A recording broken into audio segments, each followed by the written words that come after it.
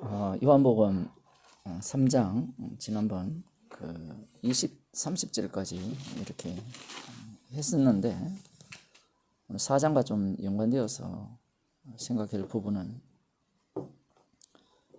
33장 22절에 보면 이후에 예수께서 제자들과 유대 땅으로 가서 거기 함께 요하시며 세례를 주시더라. 요한도 살렘 가까운 에논에서 세례를 주니 거기 물들이 많음이라 사람들이 와서 세례를 받더라.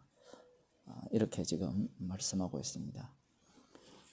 지금 여기에 보면 이들이 왜 이 요한에게 와서 세례를 받는가, 세례를 받는 목적이 무엇인가, 거기에 대해서 한번 조금 생각을 해야 될 것 같습니다. 4장에도 보면 예수의 제자를 삼고 세례를 주는 것이 요한보다 많다는 말을 바리새인들이 들은 줄을 주께서 아신지라.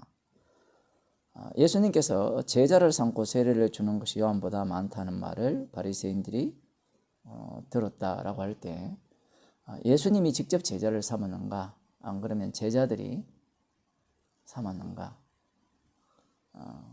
우리가 이 말씀을 근거해 보면 예수님이 제자를 보신 것은 12제자, 그리고 나중에 70명 이렇게 볼 수 있는데 사람들이 왜 세례를 받습니까?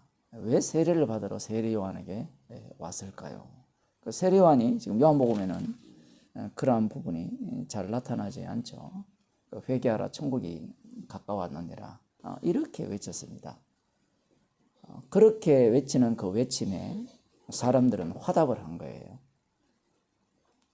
왜 화답했느냐라고 할 때는 천국이 가까워 왔기 때문에 천국에 들어가는 그 방법을 이 세례 요한이 제시했다라고 생각하는 겁니다.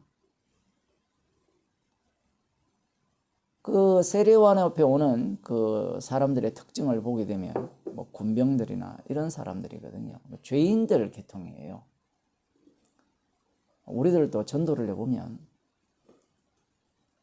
깨끗하게 사는 사람들은 나 거기 안 가도 천국 간다 이야기하죠. 교회 안 가도 예수 안 믿어도 천국 갈 수 있다 이렇게 당당하게 말을 합니다. 평소에 그들이 살아가는 그 모습 자체가 자기가 자신을 이렇게 판단해 봐도 자기는 지옥 가기보다는 천국 갈 뭐랄까요, 확률이라고 표현해야 될까요? 그 무게가 훨씬 더 높은 겁니다. 자기 스스로 이렇게 판단을 해볼 때 나 정도가 천국까지 못한다면 누가 가겠느냐 이렇게 생각을 하죠. 세례 요한의 세례를 받으러 오는 사람들도 다르지 않습니다.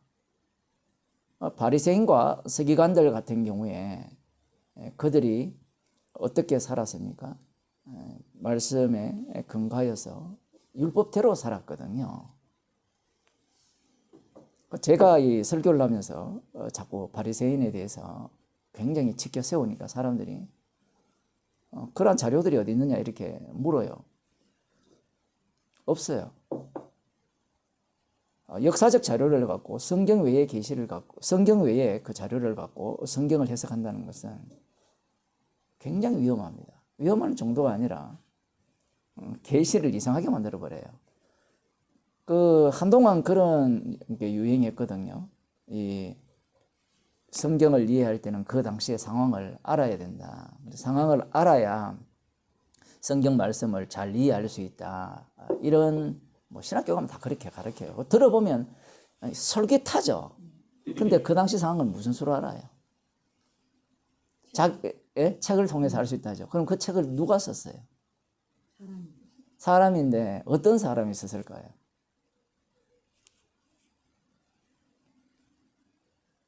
역사책에 기록된 인물들은 누가 씁니까?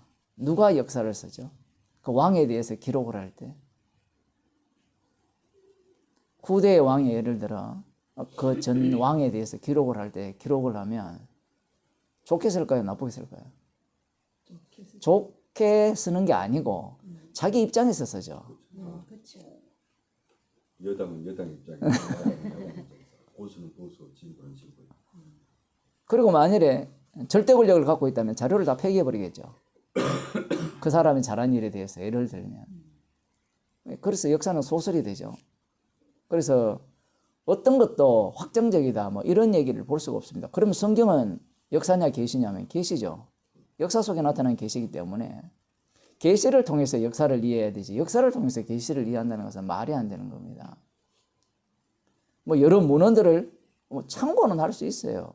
그러니 하는데 성경을 해석함에 있어서 성경 말씀을 바탕으로 해서 이 이해를 해야 되지 성경보다 더 권위가 높아요. 그래서 재밌는 것은 그런 사람들은 어떻게 이해를 하는가 하면 그 상황들을 정확하게 이해를 할 때 이런 말씀들을 제대로 이해할 수 있다라고 이야기를 하는데 자료가 없어요, 별로. 그 역사가들이 쓰는 것도 뭐 대부분 뭐 요세푸스나 이런 사람이 쓴 이런 것을 뭐 참고하고 뭐 이런 이야기를 할 때 그들의 견해가 성경의 해석에 있어서 좌지우지할 수 있느냐 이런 부분들 불가능하죠. 왜냐하면 이미 성경 말씀은 성령에 의해서 기록되었고 그 성령 받은 사람들만 해석이 가능하기 때문에 그래요. 그렇게 이렇게 이야기하면 그럼 니만 성령 받았나 또 이렇게 주장할 거 아니에요. 뭐 그런 소리 들어야죠. 그럼 그런 소리 안 듣고 복음 전할 수 있습니까? 너만 잘났나? 그거 아니에요? 복음 전하실 때 제 생각은 이런데 여러분 생각 어떻습니까? 여러분 골라 잡으세요. 그게 복음이에요? 네? 그게 복음 아니잖아요. 복음이라는 것은 자기 목숨을 건 거잖아요. 천국과 지옥이 확정된 거잖아요. 내가 연구해 보니까 이런 견해도 있고 저런 견해도 있다. 여러분 이런 어떤 견해 중에 여러분이 좋아하는 것이 어떤 견해입니까? 받아들일 수 있으면 받아들이세요. 이렇게 이야기한다는 자체가 복음을 모르는 자죠.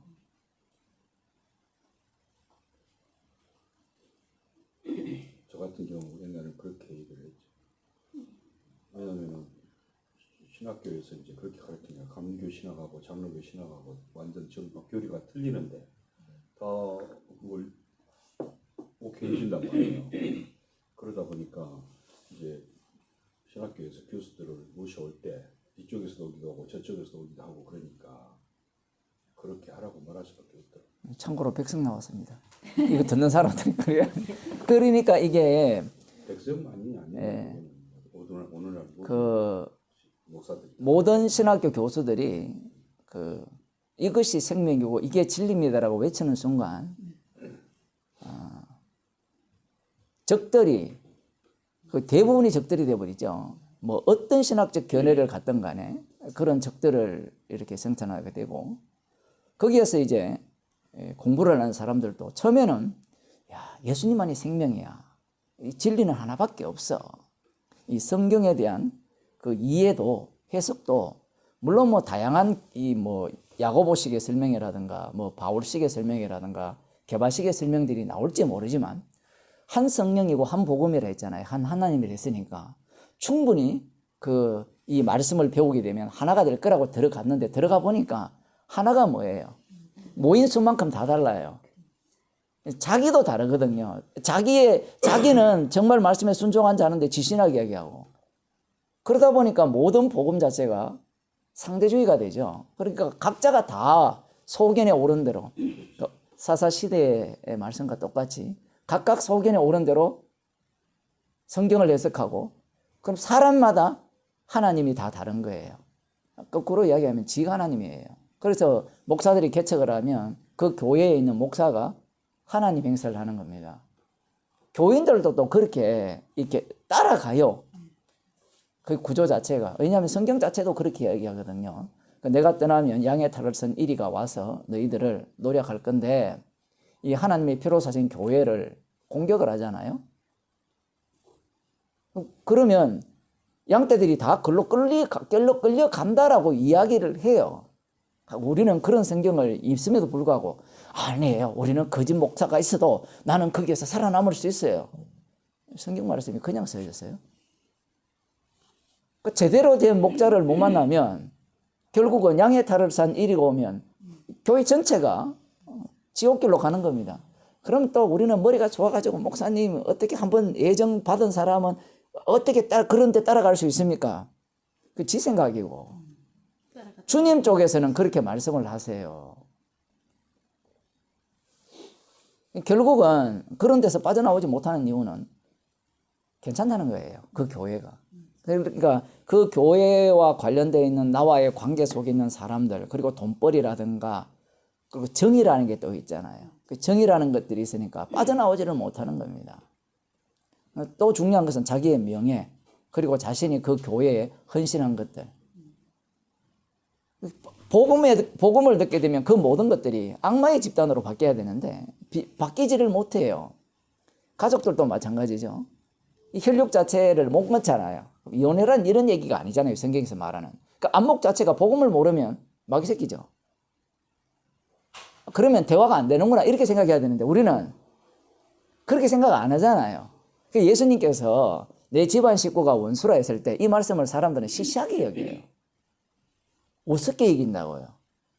그걸 또 반대로 사람들은 내 집안 식구가 원수니까 내가 부모를 잘라내고 신천지처럼 막 지가 또 그 말씀을 이루려고 덤벼드는데 말씀은 그런 의미가 아니에요. 십자가의 위력이라는 게 그런 거고 그 십자가에 영임한 사람들의 안목은 어떻습니까?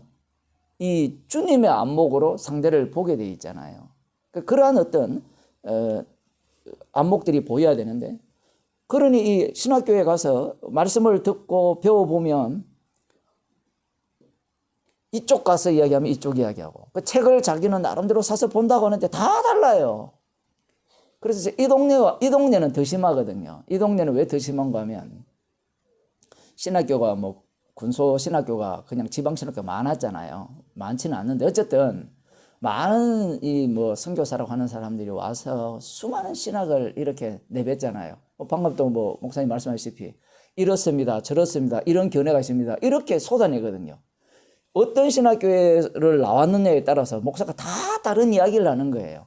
그러니까 성경을 좀 더 풀어줘야 되는데 대부분 목사들은 성경을 못 풀어요. 왜 못 푸는가 하면 조직신학을 배웠기 때문에 그래요. 성경을 본문을 들어가게 되면 조직신학과 맞지 않는 게 너무 많거든요. 상호 충돌이 계속 일어나요. 예를 들어 내가 알미니안 쪽에 있어서 성경을 풀게 되면 이 예정론이나 이런 것들이 해석이 안 돼요. 미리 정하신 자들을 부르시고 부르신 자를 어렵다 하시고 영어롭게 하시는 이게 해석이 안 돼요. 반대로 예정론을 믿는 개혁주의 있는 그쪽에서는 또 뭐 예수 그리스도 형상을 닮아가라 이게 또 안 돼요. 그러니 한쪽에서는 뭐 어떤 때는 그 개혁주의 쪽에서 이야기했다가 어떤 때는 또 그 알미니안 이야기했다가 사실은 성화로는 알미니안이거든요. 자신감이 없는 거예요. 쉽게 말하면 받은 게 없기 때문에 들은 것은 많고 자료들은 가득한데 이게 일렬로 나열이 안 돼요. 나열이 안 되니까 뒤죽박죽인 겁니다. 뒤죽박죽인데 이걸 포기는 할 수 없고 목사니까 그 내면 깊이 들어가 보면요. 먹고 사는 문제거든요. 선교사들이 이런 데 왜 옵니까? 돈 벌려고 오죠. 갈 데 없어가 오는 거고. 대부분이 그래요. 대부분.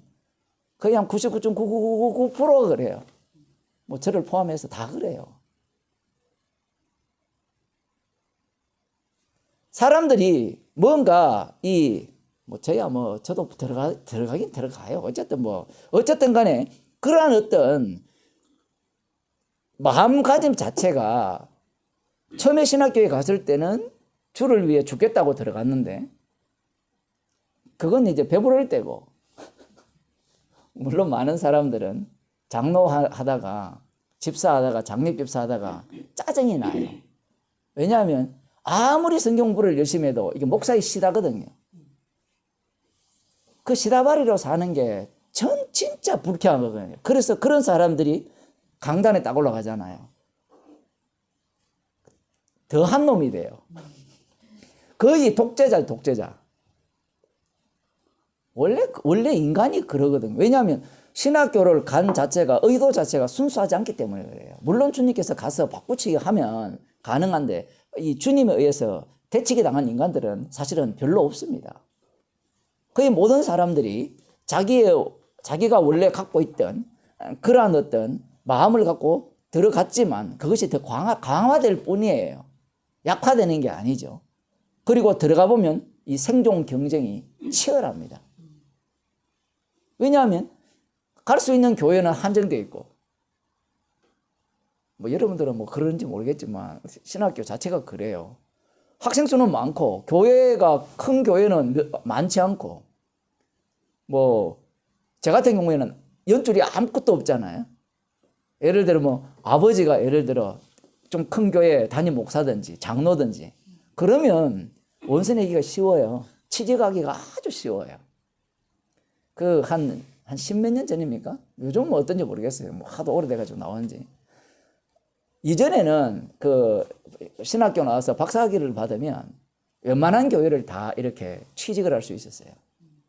그런데 어느 순간부터 박사학위가 너무 많거든요. 뭐 미국 가면 뭐 한국어로 다 박사학위를 받으니까 미국 가도 다 한국어로 받아요. 처음 알았어요. 영어로 받는 경우도 있지만 한국에서 뭐 그 한국 사람들이 만든 신학교들이 많아요. 영어를 잘 못해도 돼요. 그래서 그런 신학교도 있고, 그리고 뭐 어쨌든 영어 하는 신학교에 가서 했다 해도 사실 별거 없거든요.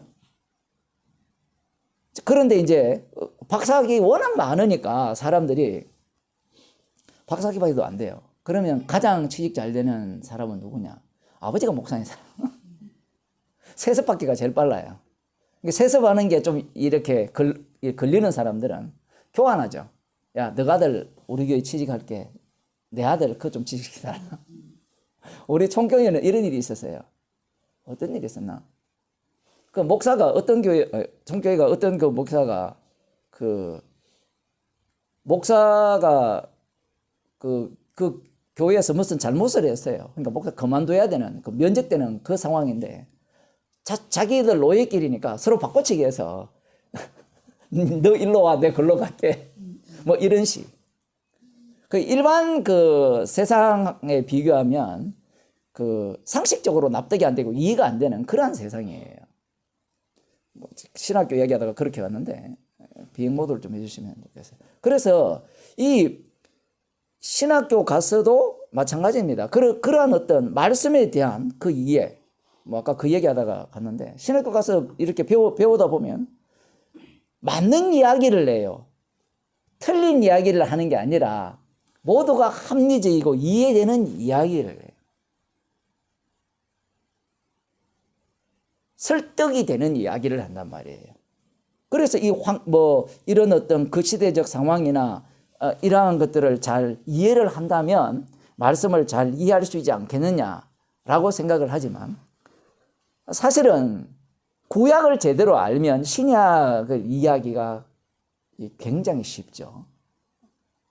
문제는 구약을 사람들이 잘 이해를 못하고 있는 거예요. 그 원인은 뭔가 하면 신학교 자체가, 신학교 교수들이 신약하는 교수는 구약의 무지예요. 그 구약하는 교수는 신약의 무지예요. 혹시 아셨어요?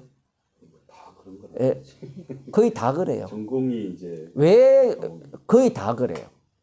왜 무지한가 하면 이 학문을, 이 신학교 자체가 돈벌이로 다 바뀌어가지고 세분화 다 시켜버렸어요. 옛날에는 다 통합되었어요. 철학도 신학 안에 다 들어가 있었거든요. 과학부터 시작 모든 게 신학 안에 들어있었는데 이제 이 사람들이 늘어나잖아요. 그럼 밥벌이를 시켜야 되니까 너는 신학. 그 신약도 그 마태복음부터 요한계시록까지 다 공부하는 게 아니고 바울 신학 전공, 요한 신학 전공 이렇게 나와요. 그러면 그들의 세계는 어떤가 하면 바울 신학 전공은 요한 신학을 건드리지 마야 돼요. 구약 신학을 신약 신학 건드리지 마. 우리 대학원 다닐 때 어떤 교수님은 구약 신학 전공인데 신약을 강의했어요. 사도행전 강의를 했거든요. 수업 시간에. 별로 안 좋아하죠, 사람들이.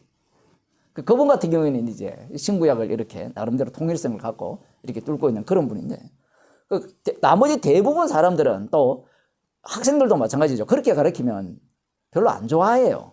왜냐하면 어렵거든요. 창세기부터 계시록까지 이게 일관성 있게 본다는 게 신학생이 뭐 알겠어요? 어렵단 말이에요. 이해도 안 되고. 차라리 탁탁탁탁 잘라가지고 요한신학은 이렇고 바울신학은 이렇고 탁탁 이야기하면 그 조직신학이 제일 편하죠, 아무래도. 조직신학은 무조건 조직 틀이라는 걸 갖고 들어가서 다 뽑아내버리니까. 오늘날 신학교가 다 그렇죠. 자기 예. 교단 신학이 딱 있어가지고 조직 신학이 있어가지고 거기에 그거를 인정한 사람은 교수로 오르게 하고 그 교류가 다른 사람은 안 받는단 말이에요. 그러니까 그 교수 밑에서 그렇게 배울 수밖에 없고 그걸 가지고 이제 목회를 하게 돼 있는 거지. 전부 다 신학교마다. 복음이란 자체가 쓸 자리가 없습니다. 근본적으로. 그 복음을 전하면 어떻게 되느냐? 그냥 왕따예요.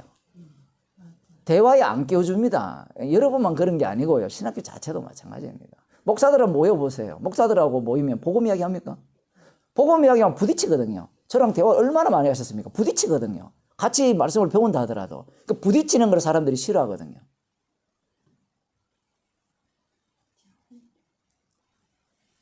부딪히는 걸 싫어하기 때문에, 그리고 목사가 되는 순간 모두가 다 이미 날 건드리지 말라는 그런 위치에 올라가기 때문에 이 복음의 교제를 한다는 것은 불가능합니다. 다시 일로 들어와서 지금 세례 이야기를 하는데, 세례의 기원이 뭐냐? 뭐 제사장들이 물두멍에 손 씻는 게 기원이냐? 안 그러면 이 SM파들이 그 실제 그 유적을 이렇게 뭐 연구를 해보면 그들 속에 뭐 그 세례 받는 뭐 그 공간이 있고 뭐 이런 이야기를 쭉 하거든요. 그거 백날 해석해도 답이 안 나와요. 그럼 이 세례의 기원을 어디에서 출발해야 되는가 하면, 주님께서 세례를 인정하셨거든요. 아버지와 아들과 성령의 이름으로 세례를 주라 했잖아요. 그러면 예수님이 SM파의 영향을 받았느냐? 그 인간들은 해석할 때 기껏해야 그렇게밖에 해석이 안 돼요. 자꾸 구약 2절에 있던 걸 근거로 해서 예수님이 그걸 이렇게 물려받아가지고 새롭게 창조했다 이렇게 이야기해요. 니체라는 인간이 그렇게 얘기했거든요. 니체가 왜 정신병에 걸렸느냐? 간단해요. 그 이론을 보면 정신병 걸릴 수밖에 없어요. 지가 죄인임을 인정하면 되는데, 지가 뭔가 신이냐 됐냐 뭔가 해결책을 찾아 들어가잖아요. 니체 잘 모르죠. 네, 유튜브 들어가면 뭐 니체 전공자라고 해서 뭐 하여튼 뭐 원어가 뭐 독일을 갖고 막 강의를 그러니까 김성수 목사님도 유사한 거예요. 막 그 길을 가고 있었던 거.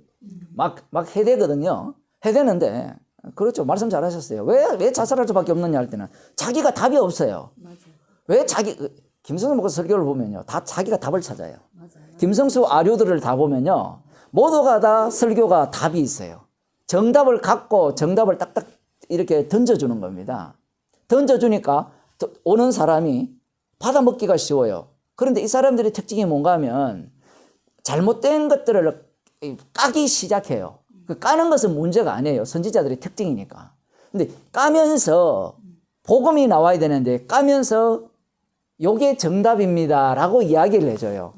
그러면 이게 어떤 논리가 되는가 하면, 예를 들어 죄인만이 구원받을 수 있고 십자가 피만이 우리를 용서합니다 라는 것이 성경에 나오는 정답이잖아요. 그걸 제시를 해주면, 방금 우리가 지금 보고자 하는 게 세례를 왜 받으려고 합니까? 라는 질문을 했잖아요. 하나님 나라가 지금 온다고 하잖아요. 하나님 나라가 올 때 지금 도끼 들고 온다 했거든요. 지금 여기에는 그런 얘기가 나오지만, 도끼 들고 오고, 이미 유대인들이 기다리는 하나님 나라도 심판의 나라예요. 누구에 대한 심판의 나라이냐라고 할 때는 남은 자, 그 메시아 왕국에 들어갈 사람 외에는 모두가 다 심판을 받아야 되는 그 나라가 온다는 겁니다. 그러면 그 심판을 면하려면 어떻게 해야 되느냐? 그 비법을 알려드리겠습니다라는 식의 세례 요한의 외침이거든요. 세례 요한도 자기도 무슨 얘기하는지 몰라요. 역할할 뿐입니다. 역할. 제가 자꾸 이런 얘기를 왜 자꾸 하는가 하면, 자꾸 우리는 자기가 알고 한다고 생각해요. 세례 요한도 지금 그 역할을 하는 겁니다. 역할을 하는데 그 역할 속에서 그 얘기를 듣는 당사자들은 어떻게 듣느냐라고 할 때는 하나님 나라에 들어가는 방법론을 가르친다고 생각하는 거예요. 회개하고, 그러면 어떻게 해야 됩니까? 옷 두 벌 잃는 자는 하나를 나눠주고, 그죠? 넉정치 말고, 뭐 이런 식으로, 그런 식의 어떤 행동이죠? 율법이죠, 율법. 율법으로 돌아가야 하나님의 심판을 피할 수 있다라는 그러한 이야기를 합니다.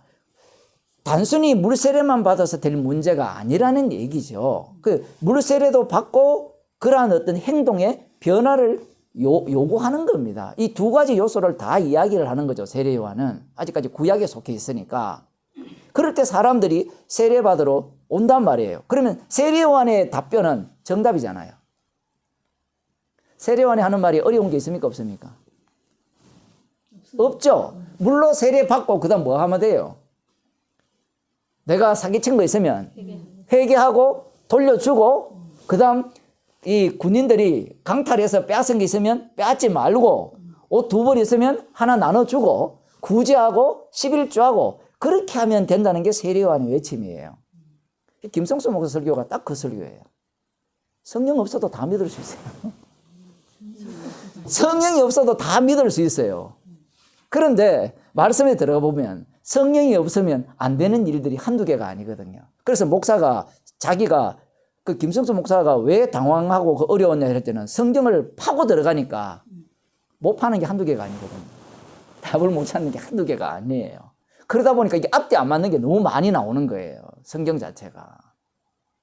자기가 십자가로 외쳤으면 죄인이면 여기에서 딱 끝나버려야 되는데 죄인이니까 그 다음 또 뭐가 나와요? 뭘 해야 된다가 또 나오고. 그 모순을 해결하려고 깊이 들어가니까 예, 그것이 해결이 없으니까 이제 미치는 주님의 일에 자기가 개입하는 거예요. 주님의 일은 우리가 못하게 돼 있거든요. 그 세례요한식이라는 것은 주님의 일은 주님만이 하는데 지금 구약에 속한 사람들은 주의 일을 자기가 한다라고 생각하는 거예요. 야곱이 이스라엘이 되잖아요. 지금 창세기를 계속하고 있는데 야곱이 이스라엘이 되었을 때 이스라엘 백성들은 자기들이 이스라엘이라고 생각한 거예요. 그런데 계속해서 야곱이에요. 왜냐하면 예수님이 십자가 지셔야만 이스라엘이 나오거든요. 그러니 그 이전에 선지자들도 어떤 의식을 갖고 있느냐 할 때는 여전히 야곱적 의식을 갖고 외치는 거예요.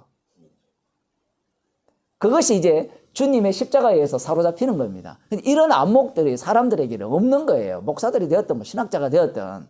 왜냐하면 그렇게 해석을 해버리면 안 통하거든요. 서로 교통이 안 돼요. 교통이라는 것은 문헌을 갖고 논리성을 갖고 이론성을 갖고 대화를 해야 되는데 이런 접근 방식 자체는 예수님이 그렇게 했지만 그건 예수님이고 우리는 그렇게 하면 안 된다는 거예요. 그 사도행전 설교할 때 주께서 내 주에게 이르시되 너로 내 원수로 발등상 되기까지 너는 내 우편에 앉았으라. 이 논리 자체가 역사적 해석을 다 깨어버리는 거거든요. 그런데 웃기는 게 그걸 다 인정하면서도 역사적 논리를 고수를 해요. 그 구약에 나타난 그리스도인가? 그 시드니우스입니까? 누굽니까? 그 이름이 유명하죠, 그 책이. 그죠? 구약에 나타난 그리스도, 뭐 구약 어떻게 그리스도를 설교할 것인가? 뭐 그런 얘기인데 책이 두꺼워요.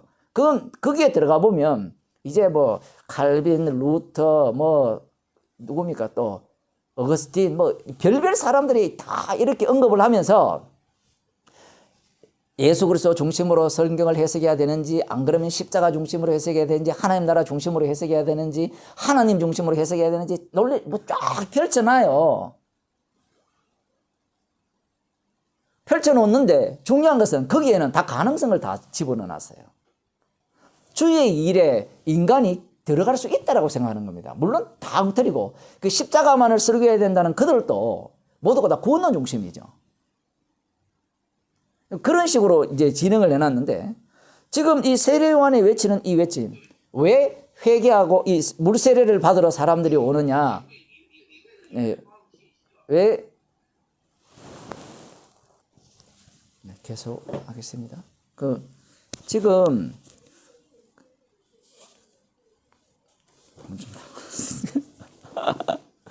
예. 다음에는 우리 목사님들께서 해야 되겠다. 목요일 지금 상황이 이렇게 됩니다. 자, 그래서 지금 그 세례를 왜 받으러 오느냐라고 할 때는 다가올 심판을 피하기 위해서 세례를 받으러 오고 그리고 그러면 예수님의 제자들이 주는 세례를 왜 받느냐? 예수님 제자가 왜 되느냐라고 할 때는 예수님이 제자 삼는 것과 제자 되고자 하는 것은 달라요.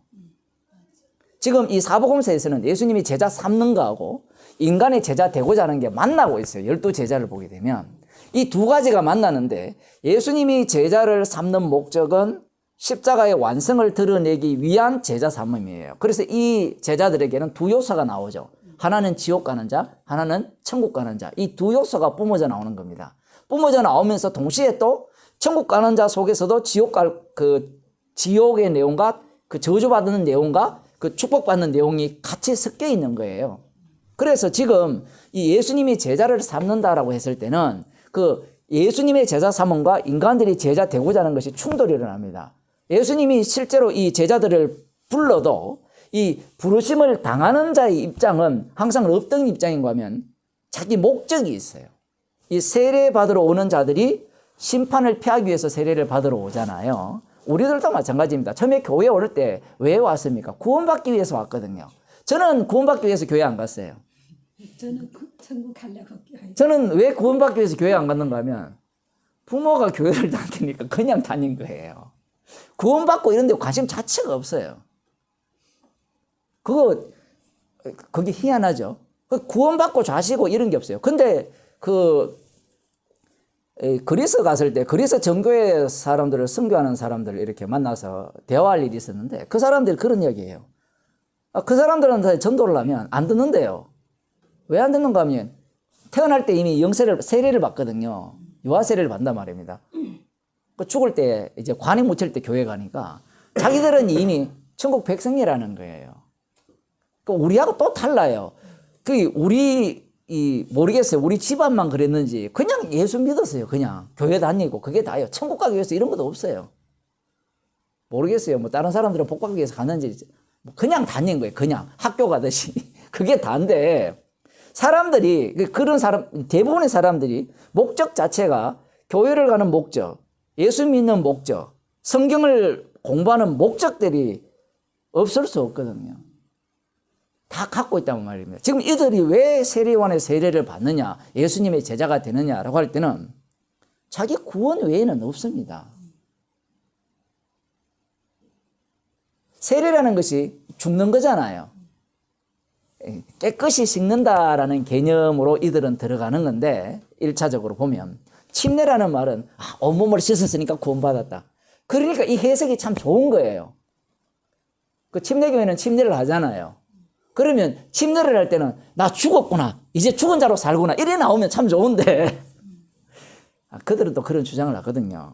이 성경에서 말하는 세례는 물 뿌리는 거 아니야. 물 속에 들어가는 거야. 그래서 예배당에 욕조 하나 만들어 놓고 집어넣잖아요. 그죠? 그렇게 받았어요? 그러면 받고 나오면 깨끗해졌다 생각하잖아요. 깨끗해진 건 맞아요. 그 깨끗했다는 말은 십자가의 피로 덮였다는 얘기거든요. 근데 사람들은 이 깨끗했다는 것을 어떻게 이해하는가 하면 십자가 피로 덮였다는 것은 나는 온통 죄덩어리입니다. 이렇게 나오는 거잖아요. 이거 말씀이 너무 어렵죠. 사람들은 다 거꾸로 생각하잖아요. 더러운 게 들어가서 씻어서 나왔다 이래 들어가잖아요. 왜 그렇게 생각하느냐 할 때는 전부 자기 구원론 중심으로 말씀을 해석하고 이해하기 때문에 그래요. 이들이 왜 세례를 받으러 오느냐, 왜 세례 받느냐라고 할 때는 자기 구원을 놓치지 않겠다는 겁니다. 예수님의 제자 되는 목적도 마찬가지죠. 목사가 되는 것도 마찬가지입니다. 목사 안 하려고 목사 되는 사람이 없거든요. 선지자는 구약의 선지자를 보면 선지자가 박탈당하거든요. 누구에 의해서?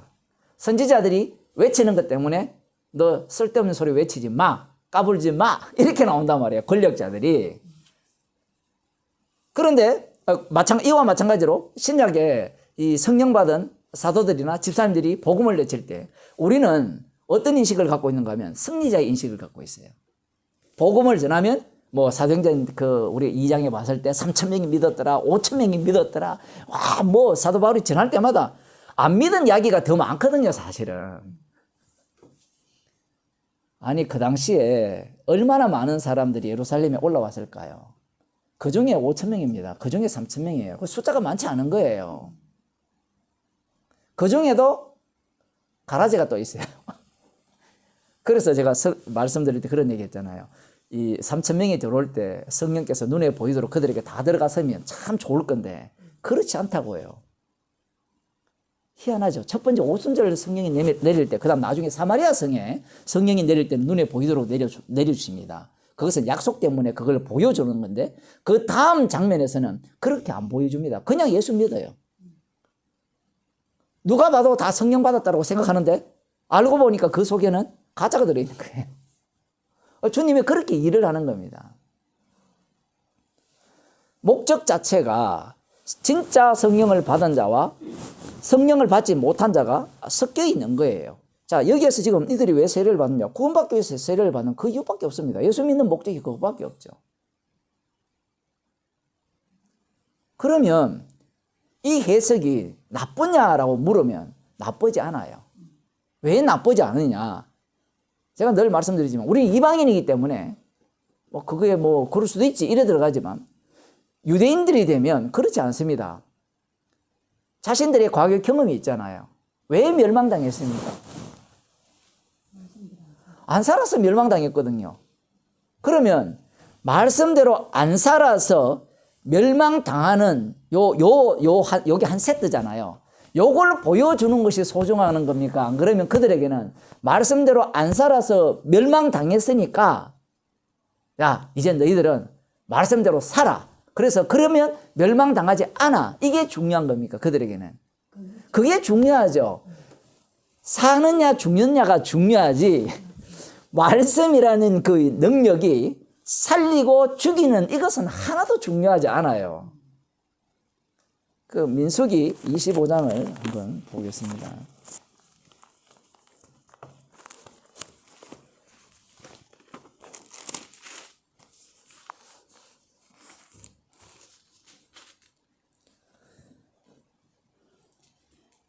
(25장) 1절부터 보게 되면 이스라엘이 시딤에 머물러 있더니 그 백성이 모압 여자들과 음행하기를 시작하니라.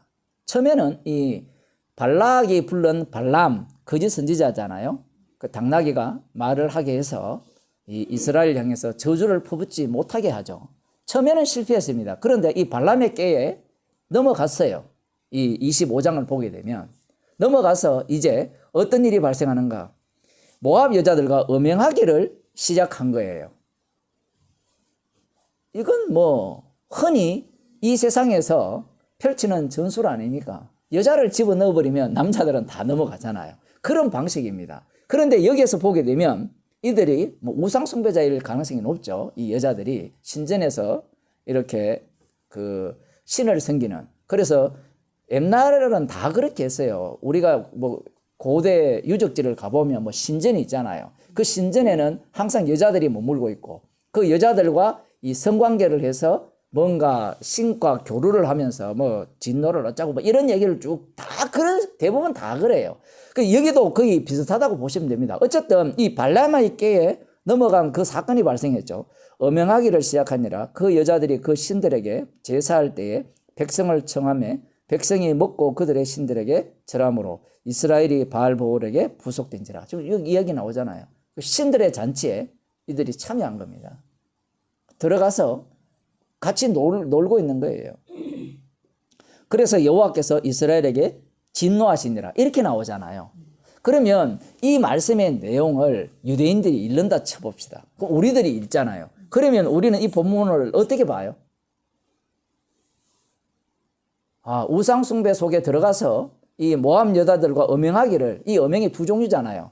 그 육체적 음행이 있고 우상 숭배 같이 쓰는 겁니다. 지금 동시에 같은 이야기예요. 그래서 고린도전서에 가늠하는 여자들은 그 음행하는 자들이라 하면서 우상 숭배자를 같이 넘어가고, 그 야고보서에서 가늠하는 사람 여자들이요, 너 세상과 벗된 것이 하나님과 원수된 것임을 알지 못하느냐, 이게 그냥 하는 얘기가 아니에요. 이 모든 일들이 우상 숭배에 들어가는 겁니다. 자, 그러면 이걸 딱 보게 되면 우리가 무슨 생각을 하겠습니까? 음행하자고 해야 돼요? 하지 말자고 해야 돼요? 하지 말자고 해야 되고, 이 모압이 발람이 깨하는 그 꾀에 속지 말아야 된다고 하죠. 그 요한계시록에도 그런 얘기가 나옵니다. 계시록 2장 14절 봅시다.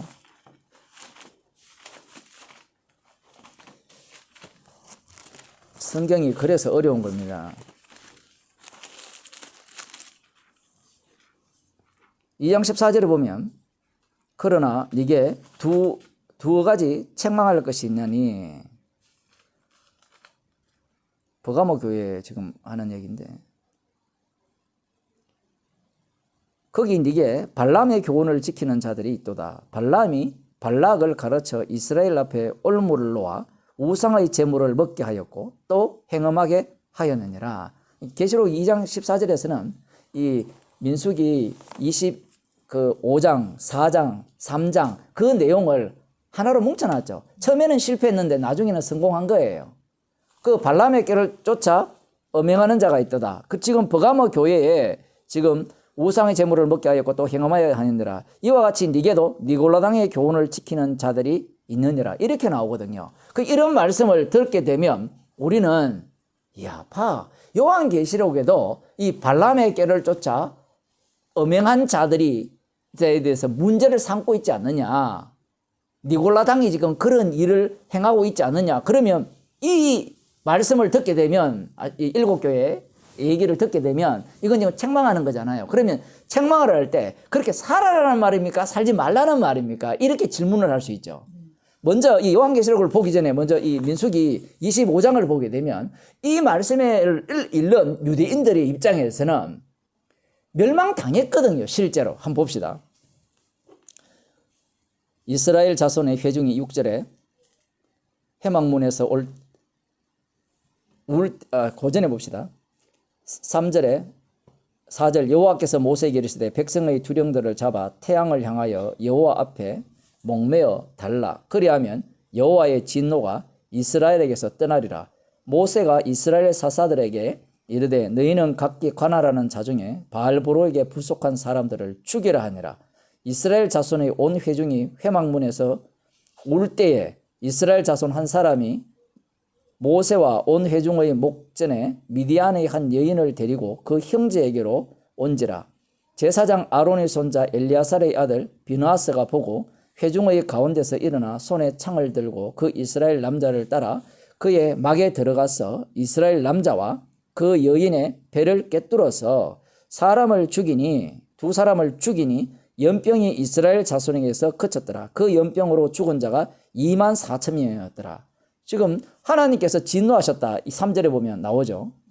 여호와께서 이스라엘에게 진노하신 그 내용이 뭔가 하면 연병을 일으킨 겁니다. 전염병을 일으켜서 24,000명을 죽인 거예요. 언제까지? 이 비느하스가 이 모함 여자를 끌고 온 이스라엘 사람을 동시에 이렇게 죽일 때까지 연병으로 24,000명이 죽은 겁니다.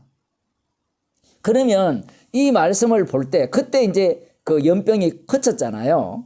이제 이 일로 인하여서 연병이 거치는데 그러면 이런 내용을 볼 때 어떻게 해야 돼요? 하지 말아야 되죠. 그럼 누구를 닮아야 된다고 할까요? 비느하스를 닮아야 된다. 이렇게 이거 외에 답이 나올 수 있나요? 우리에게서 한번 그 유대인들 입장에서 한번 봅시다. 여러분이 이 성경을 읽어보셨잖아요. 이전에. 그러면 어떻게 이랬습니까? 아니 발람의 꾀에 넘어가서 음란했으니까 음행했으니까 우상숭배했으니까 연병에 걸렸잖아요. 연병에 걸렸으니까 하나님의 말씀에 순종하지 않았기 때문에 벌을 받았다. 그러면 우리는 어떻게 해야 되느냐라고 할 때는 어떻게 해야 되죠? 음행하면 안 되죠. 우상숭배하면 안 된다라는 거예요. 우리가. 그럼 우리가 어떻게 해야 되죠? 우상숭배하지 말고 음행하지 말고 말씀대로 살아야 되죠. 왜 그런 생각을 해요? 그게 바로 세례받으러 오는 사람들의 목적입니다. 심판의 나라가 왔기 때문에 그 심판의 나라에 자기가 심판받지 않고 들어갈 수 있는 방법은 뭐냐라고 할 때는 세례받는 거예요. 그러면 세례만 받으면 됩니까? 라고 물으니까 세례요한이 아니야. 옷 두 벌인 자는 한 벌 나눠주고 넉증치 말고 뭐 간음하지 말고 이 세리들은 세상과 벗대지 말고 뭐 이런 말씀들을 율법을 쏟아내는 거예요. 그러면 너희들이 그 진노를 피할 수 있다라는 겁니다. 세례요한의 외침이 잘못되었어요? 맞죠? 근데 세례요한이 구약에 속했다는 걸 명심해야 돼요. 그 구약에 속한 자들은 그 해석에서 못 벗어나요. 성령이 와야 해석이 완전히 달라지죠. 왜 연병 걸려 죽으면 안 돼요? 음행해서 왜 연병 걸려 죽으면 안 돼요? 예? 왜 우리가 죽으면 안 됩니까? 아니 제 말은 이 음행을 했잖아요. 음행을 해가지고 우상숭배 해가지고 연병 걸려서 24,000명이 죽었잖아요. 왜 죽으면 안 돼요? 왜 죽으면 안 된다는 생각이 나오느냐 이 얘기입니다. 우리 자신에게서. 그걸 사람들은 잘 모르죠. 무조건 나는 살아야 된다는 거거든요. 그게 선이에요. 악은 뭐냐? 죽는 게 악이죠. 그러면 이걸 바라보면서 자기 자신을 이 음란한 자에 넣을 사람이 있을까요? 없을까요? 안 하려고 하고 혹시 그렇더라도 이 자리를 피하려고 하죠. 자기를. 하나님께서 이스라엘 백성들을 왜 불렀어요? 왜 그 어린 양의 피로 홍해를 건너게 해서 애굽에서 구원하셔가지고 곧장 축제법을 써가지고 엘리야 보세요. 달리기 얼마나 잘합니까? 마차보다 더 빠르거든요. 맞죠? 아합 앞에 달려가는 거 보세요. 그러한 어떤 능력들을 통해서 곧장 약속의 땅에 싹 집어넣으면 안 됩니까? 그렇게 하시는 게 하나님의 약속하신 약속을 이루는 그 정말 약속대로 이루는 하나님을 드러내는 방식이 아니에요? 사람들이 다 그런 하나님을 믿잖아요. 약속이 하는 약속을 이룰 거다라는 거. 반드시 이룰 거라다. 그럼 머릿속에 다 어디에 가 있어요? 머릿속이 다 천국에 가 있잖아요. 그러니 짜증나는 겁니다. 광야 생활이. 불평불만이죠. 왜? 아니 약속이 있으면 사전에 이런 얘기 없었잖아요. 분명히 아브라함에게 하신 약속은 4대 만에 돌아올 거고 이 땅에 아직까지 죄악이 관영치 않았다. 그죠? 그리고 400년이 지나서 모세를 보냈잖아요. 그러면 그 말씀대로라면 광야 생활 뺑뺑이 돌리지 말고 가데스 바네아의 대반역 사건을 그렇게 주님이 일으키지 말고 이 성경이 재밌어요. 이스라엘 백성들이 원해서 정탐을 하는데 나중에 하나님께서 정탐하라고 시켰어요. 뭐가 맞아요? 뭐가 맞기는 다 맞죠. 하나님의 자기소개거든요. 자신이 어떤 분인가를 드러내기 위한 이스라엘의 선택이단 말입니다. 이스라엘 만들기예요. 그런데 우리들의 마음이나 이스라엘 백성들의 마음은 동일한 거예요. 야곱의 마음이죠. 약속을 주셨으니까 약속대로 이루어 달라는 거예요. 왜냐하면 그게 좋잖아요. 축복대로. 자손이 11명이 12명이 아니라 하늘의 별과 같이 바다의 모래같이 보면 얼마나 못합니까? 요즘 또 뭐 그런지 모르겠지만 칠순잔치를 하면 그게 옛날에 이제 한 오래됐죠. 제 아버지가 환갑을 했거든요. 환갑잔치를. 그때는 환갑을 또 잘 안 할 때였어요. 제 기억으로는. 근데 안 했으면 뭐 환갑잔치도 못 했죠. 뭐 그때 뭐 어머니가 살아 계실 텐데. 그러면 그 부모 심정이 뭔가 하면 많은 자식들이 그 손자 손녀들이 와가지고 인사할 때 주변 사람들이 쫙 보고 야 자식 잘 키웠네. 이런 게 얼마나 흐뭇하겠어요. 그 마음이 지금 야곱의 마음이거든요. 약속대로 이루어 주시는 것을 눈으로 목격하고 싶은 거죠. 그런데 약속이 야곱은 모르죠. 무슨 이야기인지. 어린 양의 피로 만들어지는 이스라엘을 꿈에도 생각 못하는 거예요. 어린 양의 그 죽임당한 어린 양이 주시는 성령의 약속임을 생각도 상상도 못하는 거예요. 구약이 있기 때문에 그림자이기 때문에 그 역할밖에 못하는 겁니다. 그러나 그 역할하는 그 자체를 들여다보면 인간들이 갖고 있는 모든 사고방식이죠. 그런 생각을 가질 수밖에 없는 겁니다. 그러니 약속대로 주님께서 해달라 해주시면 이스라엘도 마찬가지죠. 이런 광야 생활을 거치지 않았다면 이런 일이 없었을 거 아니에요. 한번 따져보세요. 지금 이스라엘을 누가 인도하죠? 누가 인도합니까? 모세의 지팡이가 인도하죠. 그리고 동시에 구름과 불 기둥이 올라오면 출발, 멈추면 정지. 이 과정을 겪고 있잖아요. 누가 이 모압 땅을 지나가게 했습니까? 자신들을 구원한 여호와 하나님께서 그 길로 인도했거든요. 그러면 이제 한쪽에서는 이렇게 또 시비 걸죠. 하나님께서 그렇게 보냈으니까 이렇게 한 자는 또 천국 보내야 안 됩니까? 또 이런 논리를 펴는 거예요. 이거는 좀 상당히 비상한 논리죠.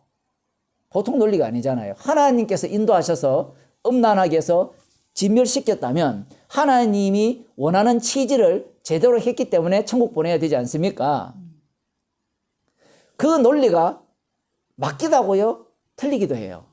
방금 그런 논리는 구원론 중심에서 들어가는 거고 하나님의 언약 중심에 들어가면 이렇게 멸망했다고 해서 이들이 지옥 가는 게 아니에요. 왜냐하면 광야에서 이스라엘 백성들이 멸망당하잖아요. 그 중에 한 사람이 누굽니까? 모세죠. 모세가 변화산상에서 변화된 몸으로, 그죠? 예수님과 엘리야와 함께 만났잖아요. 그런 논리라면 모세도 지옥 가야 되죠. 에이, 모세는 그래도 이 사람들보다 또 괜찮지 않습니까? 우리는 짜증내가지고 한 번만 치라 했는데 두 번 쳐가지고 열받아가지고 성질 부렸는데 그거하고 음란하는 거하고 어떻게 비교합니까? 십자가라는 것을 앞에 안 세우고 계속해서 우리가 갖고 있는 윤리기준. 율법 자체가 십자가가 기준이거든요. 십자가가 전면에 안 세워지면 이 정도를 비교하죠. 마치 니체처럼. 좋고 나쁨이지 천국 지옥이 어디 있어요? 선악이 어디 있어요, 세상에. 니체가 제일 싫어하는 게 선악이거든요. 선악을 왜 싫어하는가 하면 기독교에서 선악을 나눠가지고 선한 자는 천국 가고 악한 자는 지옥 간다는 거거든요. 근데 인간이 천국 지옥을 누가 그렇게 가요? 그래서 좋으냐 나쁘냐 그것만 얘기하자는 거예요. 좋고 나쁘면 천국 지옥이 아니잖아요. 좋을 뿐이고 나쁠 뿐이고. 그런데 정신병자기 때문에 그 기독교에 대해서는 완전히 저놈들은 지옥 가도 마땅한 놈이라 이런 식으로 이제 표현을 해야 돼요. 말은 그렇게 하지 않지만 들어보면 다 그런 식으로 지금 해야 되는데, 이 인간 자체가 선악 구조를 갖고 있기 때문에 지금 이런 말씀들을 대할 때 자기 구원론으로 해석하는 방법밖에 없습니다. 아니, 목사가 만일에 이 설교를 할 때 여러분 우리는 비나스처럼 하나님이 기뻐하시는 사람이 되어야 됩니다. 혹시 우리 중에 음란한 자가 있다면, 우상 숭배하는 자가 있다면 창을 들고 가서 찔러 죽여야 됩니다. 이 설교가 훌륭해요. 안 그러면 우리가 바로 어떤 자입니까? 음란한 인생입니다. 우상 숭배자입니다. 그러니 우리 주변에 이미 연병이 다 펴져 있어요. 퍼져 있으면 다 죽잖아요.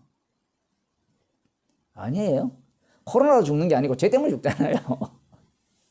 이렇게 설교하면 뭐가 저래, 뭐 시시해. 뭔가 신선함이 없고 뭔가 나에게 희망을 주는 메시지가 없잖아요. 뭐 어쩌란 말입니까? 이렇게 나오잖아요. 뭐 어쩌기 말고 그냥 받은 대로 살아야죠. 그런 사람들은 이 받은 대로 사는 걸 몰라요. 받은 대로 사는 걸 모르고, 달리 말하면 주님의 말씀은 주님께서 이루시고 주의 일은 주님이 홀로 하시는데 자신이 주의 일을 할 수 있다고 생각하는 겁니다. 지금 이 모든 말씀들은 주님이 주의 일을 하시는 거예요. 성경을 보는 관점이 달라져야 돼요. 달라지지 않으면 계속해서 우리는 주의 일을 내가 할 수 있다고 생각해요. 그러면 또 똑똑한 사람이, 그러면 목사님 그 우상숭배 절간에 가서 절해도 됩니까? 나오잖아요. 하세요.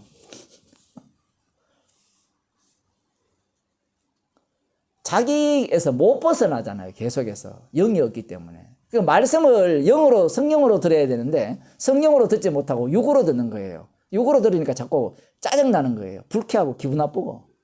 뭐 그건 당연한데, 불쾌하고 기분 나쁜 거는 당연한데 그 상황에서 죄인이 되면 되고 십자가가 밝게 보이면 감사한 일인데 십자가의 원수가 되어버리는 거거든요. 그 말씀을 용납하지 못하는 겁니다. 그 20절에 보면 여호와께서 모세에게 일러 가라사대 제사장 아론의 손자 엘레아살의 아들 비나스가 나의 질투심으로 질투하여 이스라엘 자손 중에서 나의 노를 돌이켜서 나의 질투심으로 그들을 진멸하지 않게 하였도다. 그러므로 말하라. 네가 그에게 나의 평화의 언약을 주리니 그와 그 후손에게 영원한 제사장 직분의 언약이라. 그가 그 하나님을 위하여 질투하여 이스라엘 자손을 속죄하였습니다. 이 기능을 이제 비나스가 하게 되는 겁니다. 누가 옳으냐 그러냐가 아니라 이 말씀 속에서 십자가에서 다 이루신 일이 어떠한 내용으로 드러나는가를 봐야 돼요. 그러면 십자가에서 다 이루어버리면 어떤 상황이 되는가 하면 모든 인간들은 음란한 자가 되고, 그러면 십자가에서 승리하신 그분의 자리를 누가 지금 대신해서 보여주는가 하면 이 비나스가 보여주는 거예요. 그럼 비나스도 본래 어느 자리로 가야 되죠? 음란한 자리로 가야 되는 거예요. 비나스 지가 잘나서 이러한 하나님의 질투심으로 나올 수가 없어요. 왜냐하면 이미 사람들 자꾸 놓치는 게 있는데 선악과를 먹었어요. 그 아비가 마귀예요. 마귀의 사고방식에서는 이런 일이 나올 수가 없습니다. 근데 우리는 쥐가 마귀가 아니라고 생각하니까 자꾸 선택을 할 수 있다고 생각해요.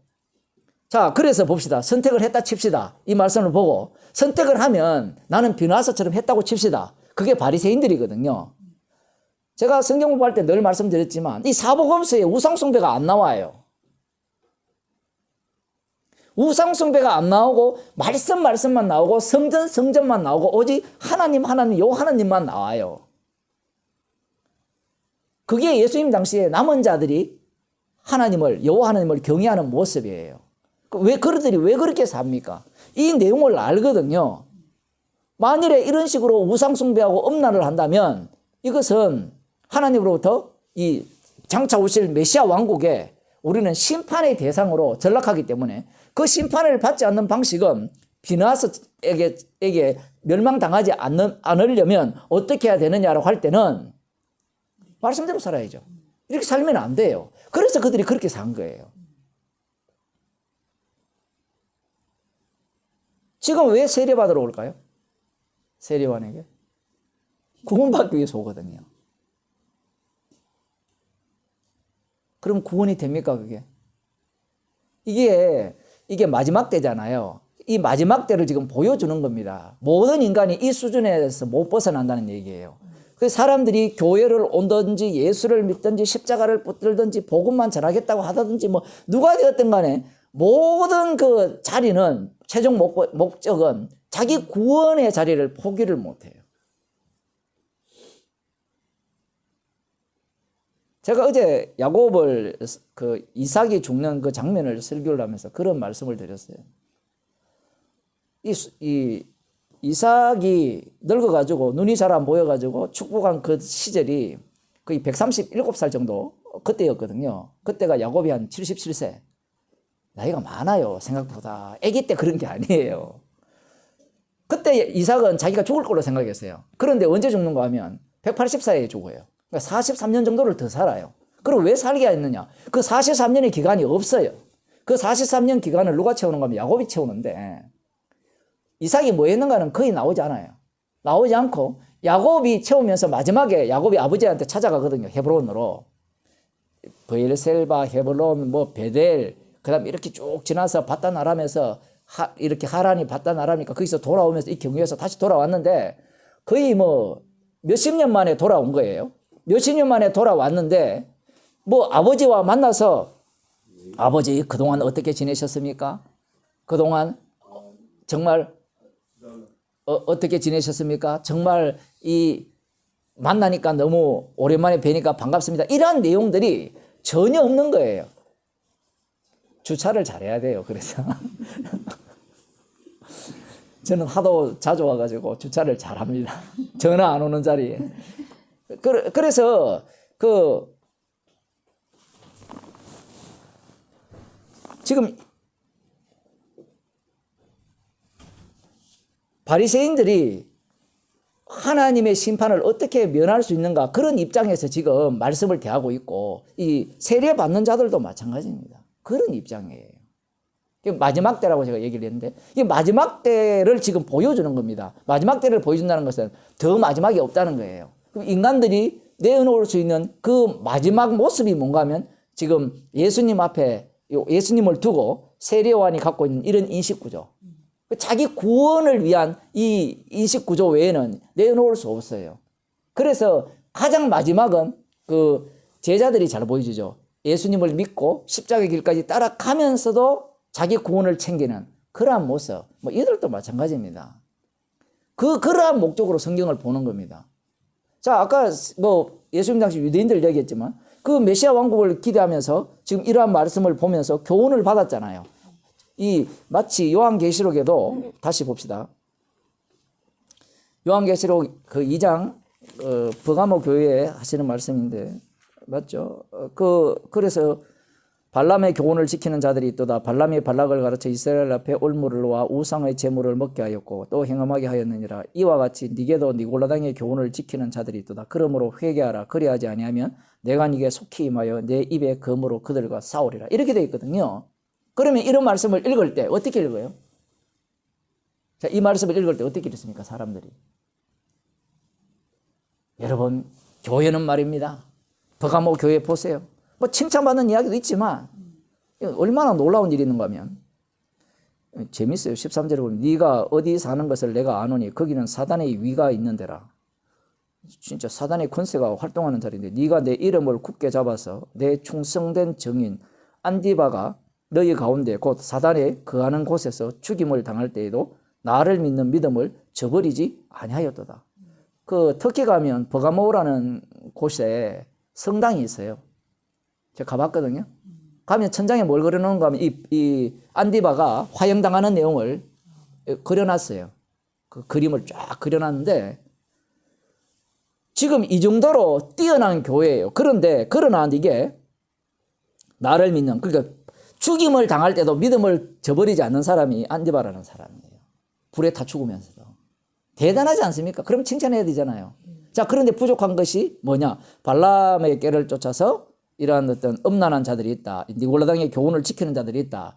그래서 그러므로 회개하라. 그리하지 아니하면 내가 네게 속히 말이야 내 입에 금으로 그들과 싸우리라. 기회 있는 자는 성령의 교회하는 말씀을 일으키는 자는 이렇게 쭉 나오잖아요. 그럼 이 말씀들을 사람들이 들을 때 어떻게 생각합니까? 여러분이 한번 해석해 보세요. 기본적으로요, 바리새인 해석이 밖에 안 나와요. 이게 정말 재밌는 게요. 그 니체 이야기를 좀 더 하면 요한복음도 요한이 있었죠. 요한계시록도 사도 요한이 있었죠. 그런데 요한복음과 이 요한계시록이 내용이 같아요, 달라요? 사람들은 요한복음을 보면서 요한은 사랑의 요한이다. 사랑의 사도라고 하잖아요. 사도 요한을. 특히 요한 1, 2, 3서 이렇게 보게 되면 사랑의 사도다. 요한복음. 그런데 요한계시록은 너무 달라요. 막 심판이라는 것이 막 쏟아지거든요. 마치 이 분노가 끌어올라 가지고 너희들 말이야 다 지옥 갈 거야. 지금 그런 얘기가 막 나오잖아요. 왜냐하면 순교당한 자들이 이 원한을 언제 갚아주겠습니까? 이런 식으로 나오거든요. 그렇게 나오니까 요한복음과 요한계시록이 성격이 다르다고 이야기하는 거예요. 요한복음 쓸 때는 정신이 좀 괜찮았는데 요한계시록 할 때는 하도 지가 핍박받으니까 그 밤모섬에 가가 괴로움 당하니까 정신병 걸려가지고 이렇게 썼다 얘기하는데 그 사랑을 어떻게 이해하는가 하면 십자가 사랑으로 이야기하는 게 아니라 십자가 사랑이라고 할 때는 하나님의 자기 사랑이거든요. 그런데 인간들은 십자가 사랑 이야기하면 내 사랑한다고 생각해요. 사람 사랑한다고 생각한단 말이에요. 그런 식으로 해석해요. 그래 미칠 수밖에 없는 거죠. 지금 요한계시록은 사랑이 가득 차 있죠. 왜냐하면 순교당하는 자들은 이미 십자가 사랑을 듬뿍 받았기 때문에 받은 사랑으로서 그든 그 증거로서 순교당하는 거거든요. 죽임당하는 거단 말입니다. 물론 긍휼을 입지 못한 자들은 더욱더 악함을 드러내죠. 그들이 악함을 드러내야 사랑받은 자가 이렇게 모습을 드러내요. 무슨 얘기인가 하면 악마가 활동을 해줘야 사랑받았다는 게 보여요. 악마가 활동 안 하면 사랑받은지 안 받은지 안 나와요. 이게 요한계시록의 그런 게 특징입니다. 주님께서 반드시 일을 할 때 그렇게 이야기해요. 일을 하신단 말입니다. 십자가 사건이 발생하도록 일을 해요. 그리고 십자가 사건 속에 자기가 이들이 지금 휘말려 있기 때문에 사랑받았다는 증거잖아요. 그런데 정말 재밌는 거는 이 순교당한 자들이 아직까지도 철이 없어요. 이 원수 언제 갚아줍니까? 아직도 몰라요. 이런 것들이 성경이 더 재밌는 거예요. 아, 순교까지 당했으면 이미 다 알아야 되지 않느냐. 그것도 모른다니까요. 왜냐하면 뭐라 합니까? 남은 자들의 수가 차기까지 기다리라 하거든요. 그럼 모른다는 얘기잖아요. 이런 이야기들이 성경에서 사람들이 납득하기는 정말 어려운 거예요. 맞잖아요? 아니, 주를 위해 죽었으면, 순교당했으면 이제 답을 다 알고 있어야 될 거 아니에요. 그래서 자기들은 나름대로 보세요. 주를 위해 죽어도 아직까지 죄덩어리예요. 이게 요한계시록에 이런 것들이 묘미예요. 아니, 죽었으면 이제 주의 뜻을 다 알고, 그래, 성도들 힘내라 박수 치면서 너도 우리들과 함께 죽어야 돼, 이렇게 해야 되는데 우리 원수 언제 갚아주겠습니까? 이래 나와요. 자, 어쨌든 지금 이러한 말씀들을 대할 때, 그래서 요한계시록 7교회를 보면서 사람들이 책망이라는 말, 그래서 뒤에가 뭐랍니까? 성령이 교회에게 하시는 말씀을 들을지어다, 이렇게 이야기하잖아요.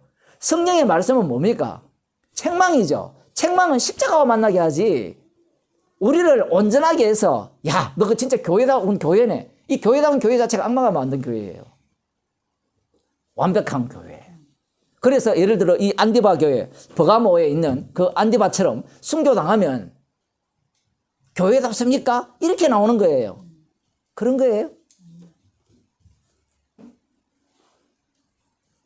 스데반처럼 복음 전하다가 스데반처럼이 되면 스데반은 의도하지 않았잖아요. 그런데 그 이후의 사람들은 의도하게 돼요. 아, 내가 예수님을 부인하게 되면 나 지옥 가는데. 갑자기 그 전까지는 주님이 은혜로 구원받을 때 놓고 이제는 갑자기 그 은혜가 뭘로 바뀌는가 하면 내가 주를 부인하느냐 안 하느냐에 따라서 천국 가고 지옥 가고로 바뀌어버리죠. 정말 재밌어요. 차라리 너 예수 부인하면 살려주고 부인하지 않으면 죽인다 할 때 마음속에 네 마음대로 해라. 이게 답이거든요. 사실은 네 마음대로 해라. 나는 부인할 마음도 없고 안 부인할 마음도 없어요. 이게 천국 가고 지옥 가는 게 없어요. 나로부터 결정되는 게 아니에요. 천국 지옥은 십자가에서 결정되지. 어렵죠. 사람으로는 안 돼요. 사람으로는.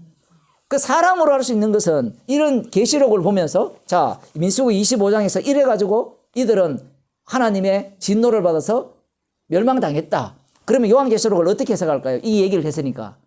민수기 25장에 나오는 식으로 해석할 수밖에 없겠죠. 그러면 이 버가마 교회가 정말 사단의 회 가운데 있잖아요. 사단들이 덕실거리면서 그 가운데 버가마 교회라는 것은 장소 이야기가 아니에요. 그 지역에 있는 성령 받은 사람들이에요. 지금은 성당 안을 들어가서 거기를 교회라고 하는데 그런 거 아니고 거기에 있는 부름받은 사람들이 있는데 그중에 한 사람이 이 안디바라는 사람이 불 속에서도 주님을 부인하지 않고 죽었어요. 주님이 칭찬하는 거니까 그 사람은 진짜 스데반처럼 순교당한 게 맞아요. 지금 성경에서 이 이름을 거론하기 때문에. 근데 그걸 보고 안디바처럼 불 속에 들어가더라도 믿음을 안 버려야 구원 얻는다고 한다면 그건 복음을 모르는 거라 이 얘기라는 겁니다. 지금 여기에서도 자 발람의 꾀를 쫓아서 이 음란하게 행했다. 지금도 너희들도 그런 일은 있는데 한쪽에서는 어떤 일이 있는가 하면 이게 정말 웃기죠. 한쪽은 불에 타 죽더라도 복음을 전하는데 다른 한쪽은 뭔가 하면 우상숭배하고 있어요. 교회 안에서. 이게 가능해요? 가능하다는 얘기입니다. 왜냐하면 그래야 교회거든요. 하나는 뭐 교회라는 것은 십자가이신 주님을 보여주는 게 교회거든요. 그러면 죄가 나와야 되죠. 그리고 주님의 완료성도 나와야 되죠. 그럼 안디바는 주님의 완료성을 보여주는 주님의 일을 제대로 보여주는 역할을 하고 나머지 우상숭배자들은 뭘 보여줍니까? 십자가의 완료성을 드러내는 죄인으로서 드러나는 겁니다. 그러면 또 손들고 그러면 그래 살면 안 됩니까? 이런 게 성립이 안 돼요. 왜? 성령이 교회에 하시는 말씀을 들으라 했잖아요. 교회라는 것은 성령의 책망을 받게 되죠. 그러면 그렇게 하면 또 한쪽은 그럼 그 사람들은 지옥 간 겁니다. 또 이렇게 나와요. 이쪽은 잘했으니까 지금. 계속 천국 지옥을 논하는데 지금 주님은 교회를 통해서 십자가의 완료성을 드러내려고 해요. 그러면 이 말씀을 해석을 할 때 민수기 25장식으로 해석을 한단 말이에요. 그게 바리새인 해석입니다. 그런데 오늘날 교회가 제대로 한다는 교회가 다 그 해석이지 다른 해석이 나옵니까? 다른 해석이 안 나와요. 목사가 이런 본문을 보면서 여러분 안디바를 닮으시다라고 하지 이 발람의 꾀를 쫓는 그 니골라 당의 그 행위를 닮읍시다 이런 얘기를 안 하잖아요. 그럼 안디바는 닮고 니골라 당은 버리자 이렇게 나오잖아요. 왜 그 얘기해요? 지금 목적이 오늘 지금 말씀에 전하는 이유가 그게 있어요. 왜 그런 얘기를 하느냐는 거예요. 살기 위해서입니까? 죽기 위해서입니까? 그게 문제라는 거예요. 지금 주님은 이미 우리를 살렸어요. 십자가에 함께 못 박아 죽였고 그게 세례잖아요. 진짜 세례가 우리가 받고자 하는 세례는 어떤 세례냐? 사도행전 지난주 설교할 때 세례를 받았다 했잖아요. 세례를 받고 그리고 3,000명이 되었다 했잖아요. 세례를 받아라고 할 때 주 예수 이름으로 세례를 받아라 할 때 이 받아라는 이 말씀 속에 두 부류가 나오게 되어 있어요. 하나는 내가 받겠다가 나오고 하나는 받게 된 사람이 나와요. 근데 이거는 우리가 분별을 못 해요. 우리는 그 결과만 보는 겁니다. 그 사도행전이 그래서 어려운 거예요. 근데 우리는 그걸 어떻게 봐는가 하면 정답으로 봐버리죠. 주님이 주신 세례는 로마서 6장의 세례예요. 예수님과 함께 죽고 다시 사는데 그 갈라디아서와 같이 들어가면 내 안에 내가 사는 것이 아니라 이제는 예수 그리스도께서 사신다는 거예요. 그럼 나도 살고 예수님도 산다 이 얘기입니다. 그럼 나는 계속해서 죽은 자로 살고 내 속에 사는 분은 예수 그리스도죠. 그 방식이 뭐냐 할 때는 이 몸에서 십자가 사건이 반복되는 건데 나는 죄인으로 드러나고 십자가의 용서하심이 끊임없이 계속해서 반복되는 그걸 우리 주님께서는 그 고린도전서 13장 16절에서는 성전이라 하죠. 그 내용을 지금 우리들이 살고 있단 말입니다. 그런데 지금 사람들은 이런 말씀을 대하면서 성령이 없다 보니까 해석법은 옳은 해석법을 하는 거예요. 그러면 이 말씀은 하나님의 말씀이잖아요. 그러면 말씀을 방금 제같이 해석하면 돼야 안 돼요? 안 되죠. 말씀은 말씀대로 해석해야 되잖아요. 근데 그 해석법이 바리새인들의 해석법이에요. 유대인들의 해석법이라니까요.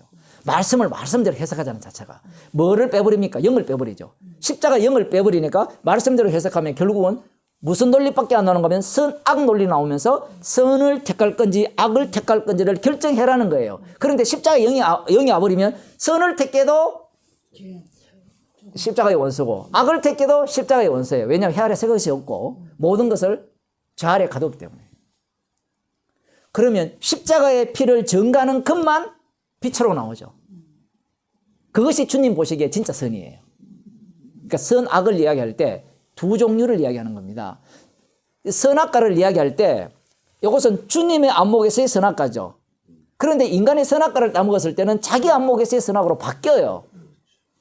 그리고 다시 이 요한복음 5장에 가면 나오잖아요. 선을 행한 자는 생명의 부활로, 악을 행한 자는 심판의 부활로 하니까 이 선악을 사람들은 선악과 개념으로 이야기해요. 그래서 선을 행하면 이 요한계시록도 그런 이야기가 나오거든요. 선을 행하면 천국 가고 악을 행하면 지옥 가고. 말은 맞아요. 근데 그 선이 그 선이 아니에요. 그 악이 그게 아니에요. 왜냐하면 그 선과 그 악은 십자가의 완료성을 드러내버립니다. 인자됨을 인하여 심판하는 권세를 주셨다 했죠. 인자가 들려야 되죠. 모세가 그 광야에서 뱀을 든 것 같이 인자도 들려야 하리라. 그 들리는 그 주님이 선을 만들어요. 악을 만들고요.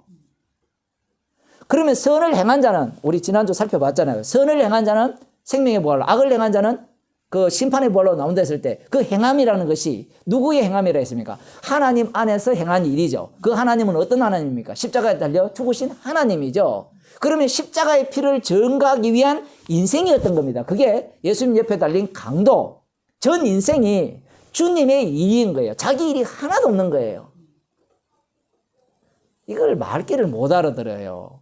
이렇게 이야기하니까 지난번 또 그런 말씀을 하셨잖아요. 그러면 강도처럼 살다가도 천국 가잖아요. 애정받았으면.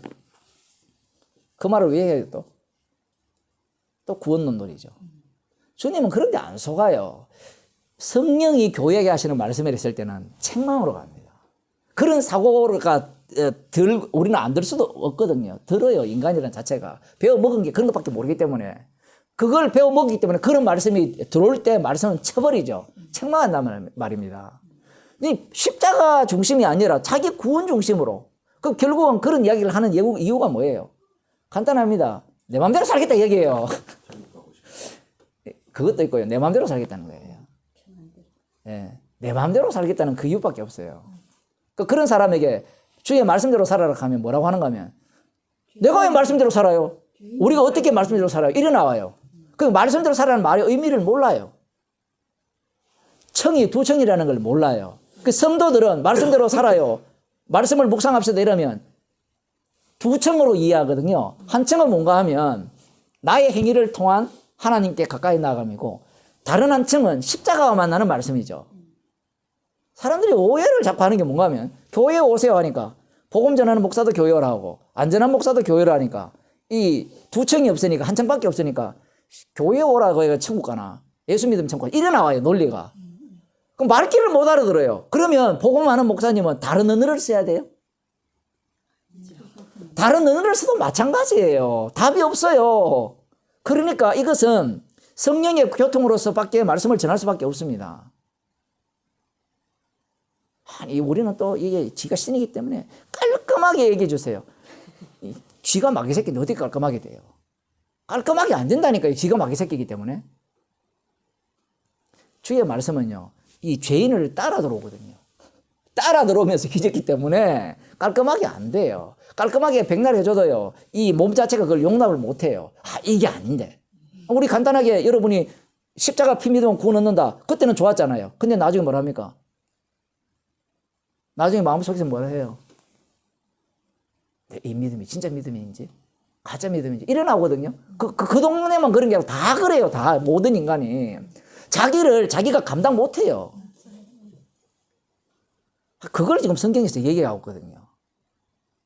이삭이 죽었잖아요. 이삭이 약속을 받았거든요. 약속을 받았으면 목격하고 싶을 거 아니에요. 그죠? 분명히 너와 네 자손에게 이 땅을 주고 이 약속을 주겠다고 했으면 자기 눈으로 그걸 목격해야 되는데 목격은커녕 에서와 야곱이 같이 앉아 있네요. 두 민족이 나누이라 했잖아요. 어제는 그런 얘기는 안 했지만 한번 보세요. 죽어가는데 분명히 태중에서 두 민족이 나겠고 했으면 두 민족이 나눠가지고 예를 들어 에서는 아예 큰 민족을 이전에 야곱을 만나러 올 때 그 마하나임 쪽에 야곱을 만나러 올 때 요단 동편에 있을 때 세일산에 거하여서 아예 계속해서 거기 머물면서 큰 민족을 이루어서 민족을 혈통만 있는 게 아니라 전쟁에서 노예를 계속 이렇게 부리면 되니까 큰 민족을 이루어서 오든지 그런 걸 전혀 목격 못했어요. 같이 살아요. 에서와 야곱이 같이 산다니까요. 아무것도 목격을 못해요. 그냥 조금 희미하게 야곱이 뭐 12아들 데리고 왔고 딸내미 하나 데리고 왔고 그 다음 뭐 재산 좀 많아진 거 그걸로는 안 되죠. 약속과는 비교가 안 되잖아요. 하늘의 별과 같이 모래 바다같이 많다 했는데 그러고 죽었어요. 야곱이 그걸 목격했어요. 제가 그래서 설교를 한 게 그거거든요. 주님께서 약속을 주신 이유는 약속만 남기고 죽으라 얘기예요. 근데 야곱의 입장은 약속을 자기가 봐야 되겠다는 거예요. 약속을. 십자가에 다 이루셨잖아요. 그러면 십자가에서 다 이루셨으면 십자가에서 다 이루심을 증거하고 그것만 남기고 가라 얘기인데 우리는 내가 남아야 돼요. 십자가 복음을 전하는 우리 교회가 남아야 되고 십자가 복음을 제대로 전하는 내가 남아야 돼요. 나는 오래 살아야 돼요. 복음을 전하니까. 주님이 사랑하는 자를 빨리 데려간다고 시편에서 얘기하거든요. 빨리 데려가는 게 사랑하는 증거인데 인간들은 저주받아서 빨리 갔다 생각해요. 얼마나 논리가 웃깁니까? 그런 논리들이. 그런데 인간 자체는 그러한 것들을 용납 못하죠. 왜? 성령이 없게 되면 죽는 게 기쁨이 아니고 사는 게 기쁨이고 그게 에서의 사고방식이거든요. 그래서 어제 에서와 야곱을 비교한 거예요. 똑같은 아버지의 죽음을 보면서 에서는 결심을 하죠. 누구처럼? 가인처럼 라멕처럼 살아야 되겠다. 힘을 가져야 되고 권력을 가져야 되고 그걸 목사로 이야기하면 교회를 제대로 교회다운 교회를 만들고 정말 복음을 아는 그 사람들로서 이 교회를 세워가고 말로는요 뭐 주님이 하신다 이야기하는데 그 얘기 마찬가지예요. 복음 전하면서 오래 살고 싶어. 성령이 교회에 하신 말씀을 들어야 돼. 그러니까 오래 살고 싶다는 자체가 악마적 사고방식이죠. 주님은 33살밖에 못 사는데 벌써 꽃배기 살았잖아요. 지금 죽어도 뭐 그거잖아요. 그죠? 병들어 죽으면 살 만큼 살고 뭐 죽는 거고 물론 뭐 100세까지 사는 시대이기 때문에 그러한 어떤 사고방식들이 우리 속에 그대로 담겨 있는 겁니다. 이 말씀을 해석할 때 요한계시록과 요한복음이 같은 이야기를 하고 있는데 요한계시록 해석할 때는 다르게 이야기해버려요. 그 요한복음 할 때는 은혜를 이야기하다가 요한계시록 가면 우리가 어떻게 살아야 되느냐를 이야기한다고 생각해요. 왜 그렇게 이야기하는가 하면요. 성령 받지 못한 자는 지옥 보내야 하기 때문에 그래요. 성령 받지 못한 자는 흉내를 내거든요. 은혜 이야기하면서 나중에는 뭐라고 하는가 하면 은혜가 다가 아니야. 우리가 주를 위해서 목숨을 내어나가야 돼. 그게 진짜 성령 받은 자다운 거야. 라고 하면서 구원의 그 대열에 자기가 들어갔다라고 생각하는 거예요. 그런 사람들을 제거시키기 위한 말씀들입니다. 그래서 사도 바울이 쓰는 그 서신서들의 뒷부분을 전체가 그런 내용이에요. 지옥 갈 자들이 이 교회에 앉아가지고 천국 간다고 우기니까 그 말씀을 쏟아내버리니까 모두가 다 자기의 본심이 드러나버리죠. 야, 천국 가려면 이렇게 살아야 되네. 하나님 백성답게 살려면 이렇게 살아야 되네. 이미 주님의 십자가의 피로 백성 만들어놨는데 그 백성된 증거만 드러내라고 지금 말씀을 이렇게 계속해서 책망으로 주시는데 우리는 자꾸 자기가 백성이 되려고 하고 백성 타워지려고 하죠. 그러면 십자가 공로를 완전히 제거시켜버리는 겁니다.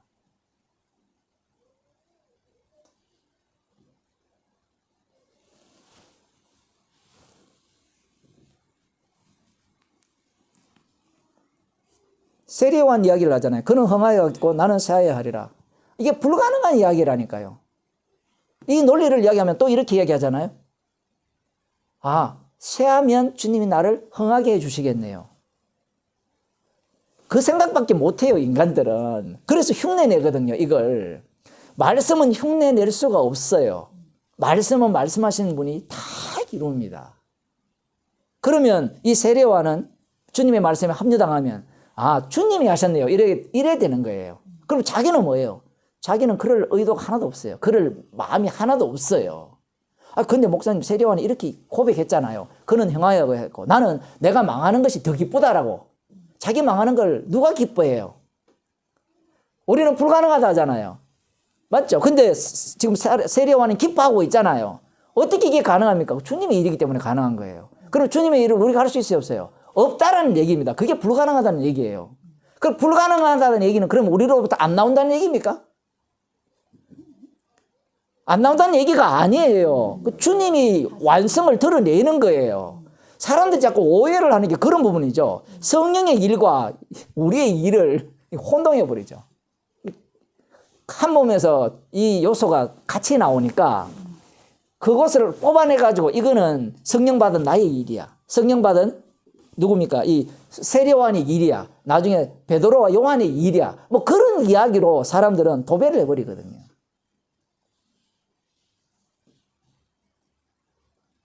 자기가 흥해지고 이 예수님도 흥해지는 이런 것들을 좋아하지.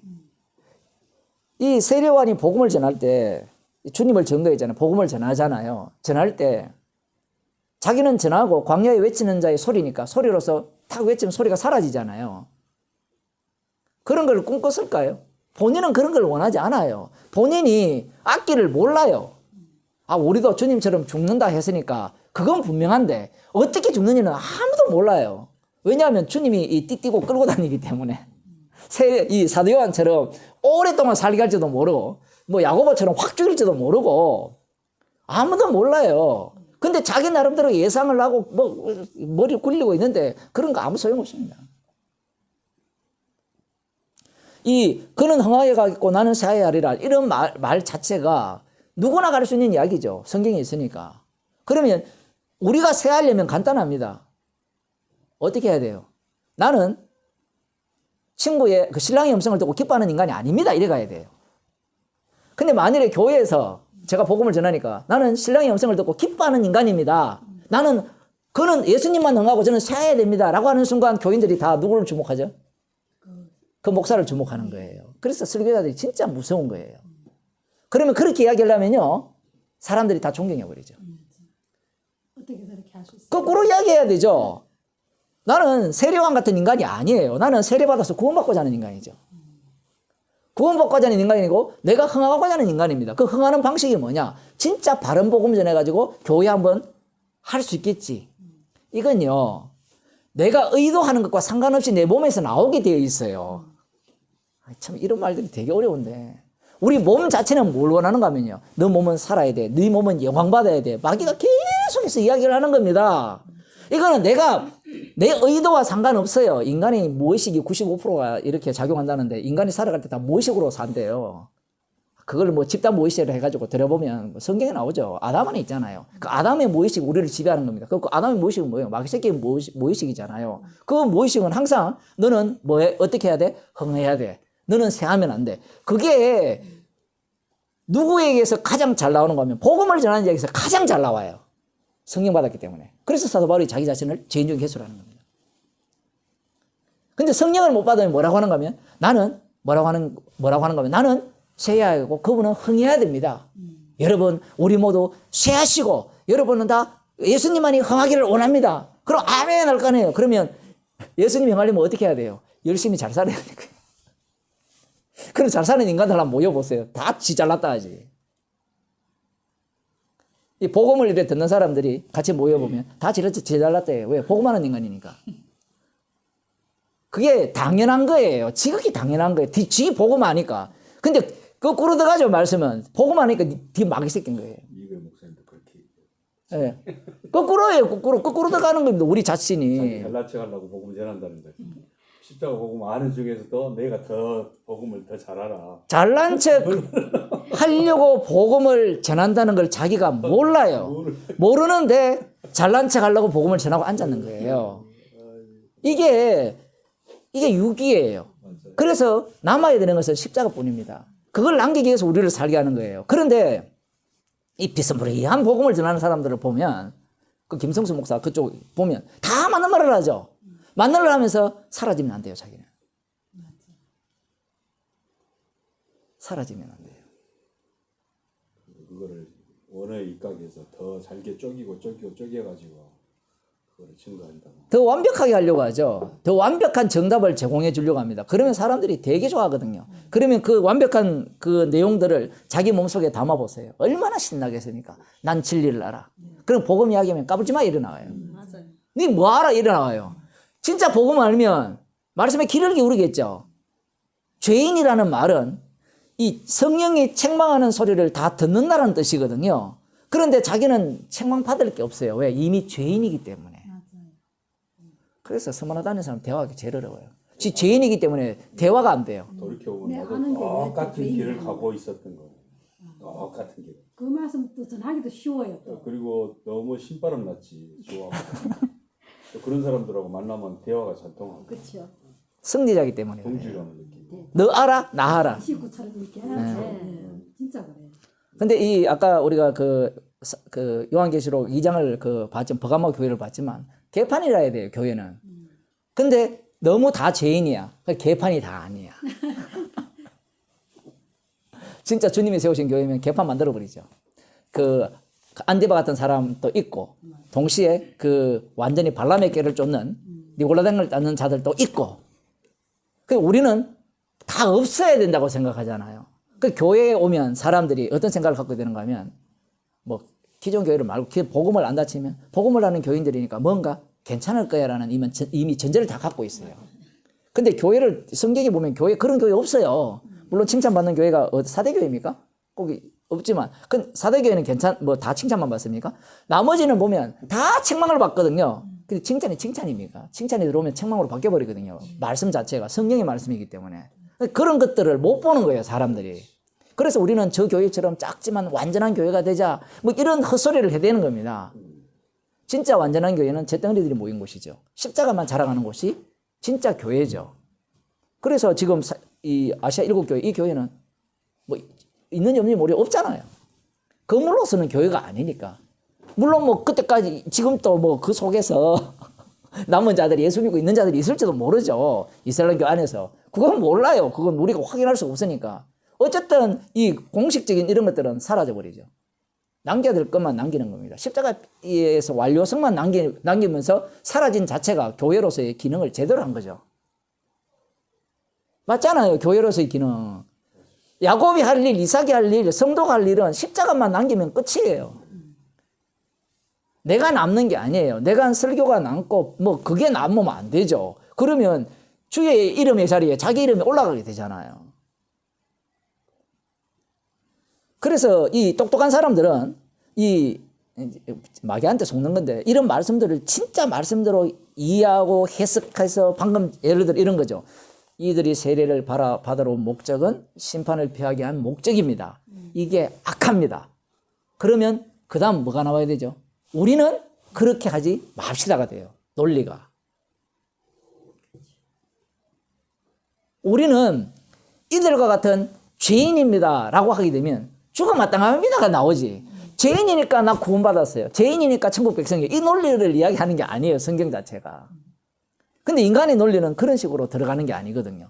그래서 방금 말씀하셨다시피 말씀대로 잘 푸는 겁니다.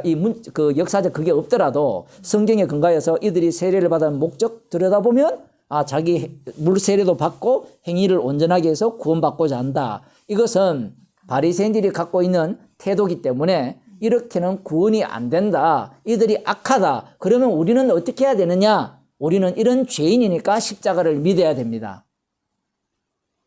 말이 맞아요, 틀려요? 맞아요. 맞잖아요. 그러면 이 설교를 듣는 사람이 설교가 너무 좋은 거예요. 맞는 얘기를 하니까. 맞아요. 그래서 우리 십자가만 믿읍시다. 우리는 죄인입니다. 그러면 뭐 성경 더 들을 것도 없어요. 그 다음 뭐 하는가 하면 취미생활. 어떤 취미 생활인가 하면 답을 알았기 때문에 성경을 알아가는 이 지식적 즐거움이죠.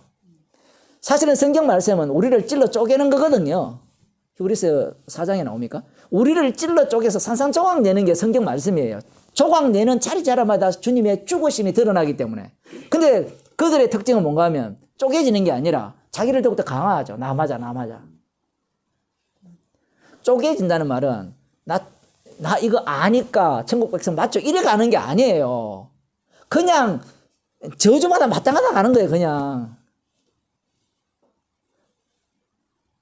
근데 이런 복음을 전하는 사람들을 보게 되고 그런 사람들과 만나게 되면 이런 태도가 아니잖아요.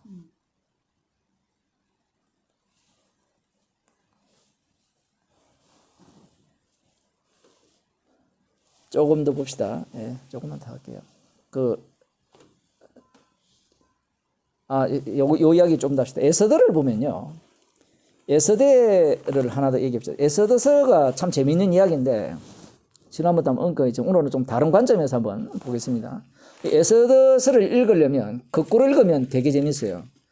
거꾸로 읽는다는 말은 뭔가 하면 이 에스더 끝부분에 보면 잔치가 나와요. 그 1장에 봐도 잔치가 나오거든요. 그 1장에 나오는 아하수에로 왕이 벌인 잔치와 그 다음 이스라엘 백성들이 벌인 그 부림절 잔치의 차이점을 보시면 이것이 어떤 의미로서 우리에게 다가오는가를 볼 수 있어요. 자, 그러면 끝에 보면 이스라엘 백성들이 이제 자기들의 원수를 갚은 그 날을 기점으로 하여서 이 아달월 14일과 15일을 이 부림절로 지키거든요. 근데 이 부림절은 무엇을 하느냐 하면 그 9장 22절 봅시다. 에스더. 이날에 유대인이 대적에게서 벗어나서 평안함을 얻어 슬픔이 변하여 기쁨이 되고 애통이 변하여 길한 날이 되었으니, 이 얘기가 나와요.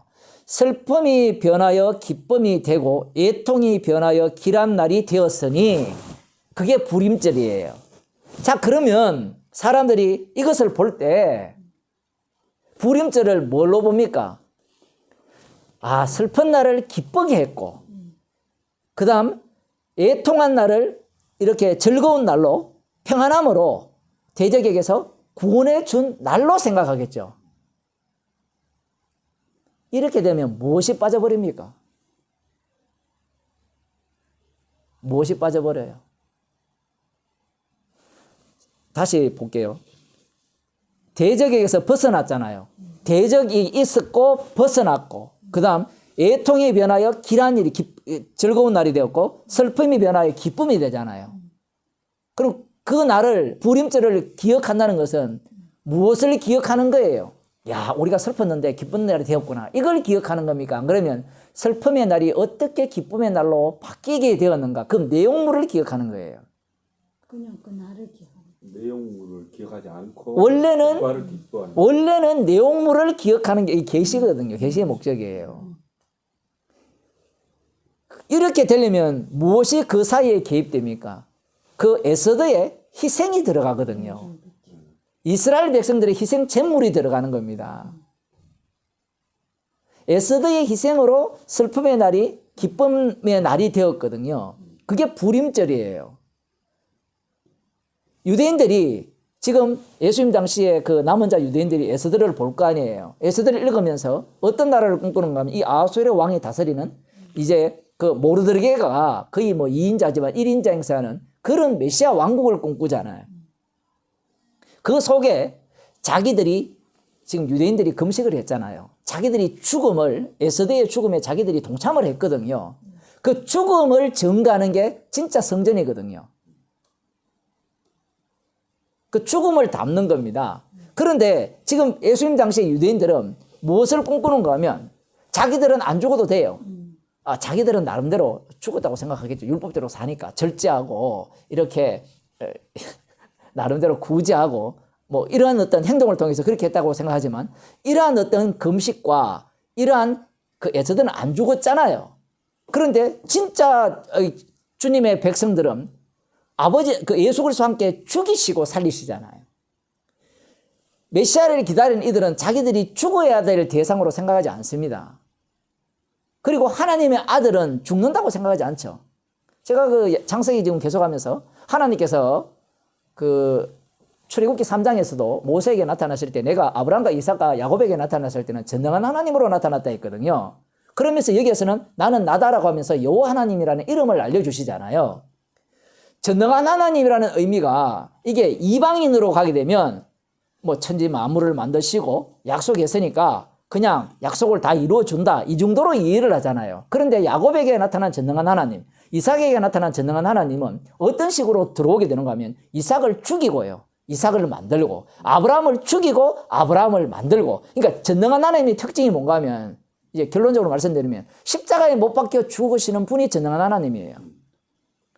조직신학에서 완전히 이렇게 이야기하면 좀 미친놈 이야기할 거예요.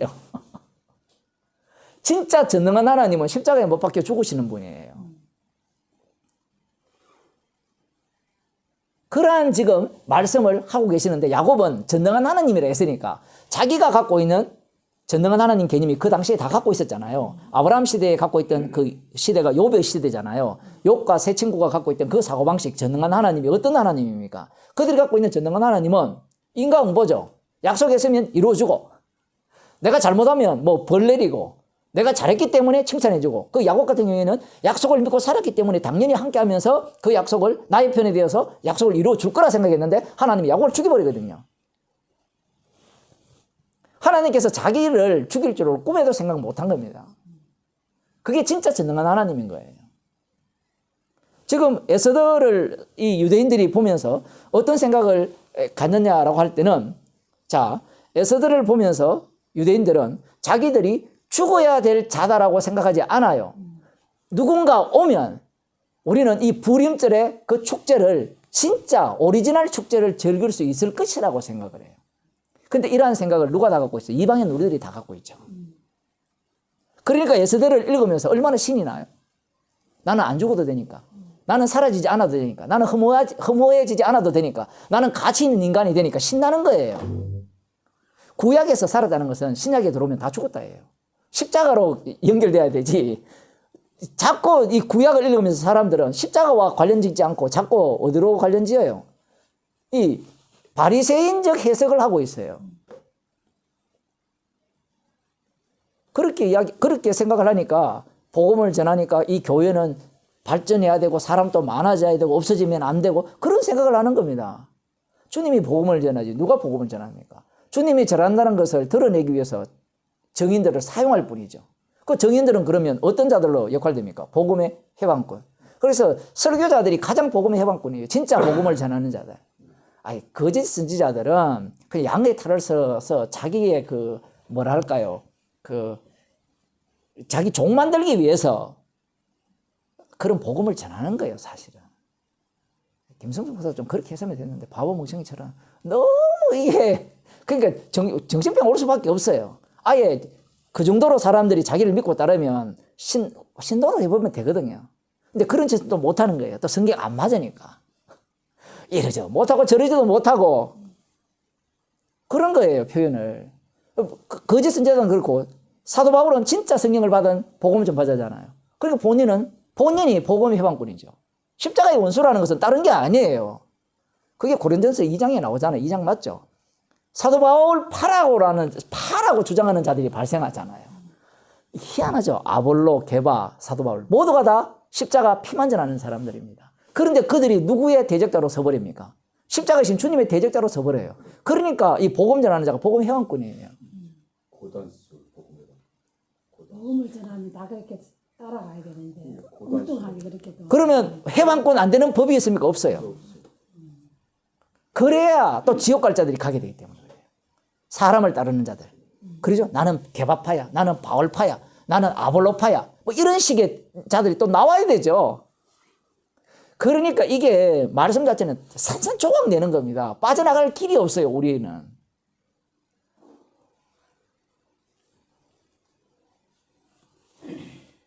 에스더를 해석하면서 나가 죽어야 돼. 그래서 슬픔에서 기쁨으로 바뀌었다 했을 때 그 슬픔에서 기쁨으로 바꾸는 분이 주님이시고 그 주님의 죽음 속에 내가 합류당하는 그 자체가 진짜 기쁨이 되거든요. 진짜 기쁨. 진짜 슬픔에서 기쁨이 되고 사망에서 생명으로 옮기는 것이 된다라고 이야기하면 그건 정신적인 거고. 근데 성경은 그걸 영적이라 하거든요. 그건 정신적이 아니라 그게 실제죠, 실제. 그러한 내용을 어떻게 알겠느냐 얘기예요.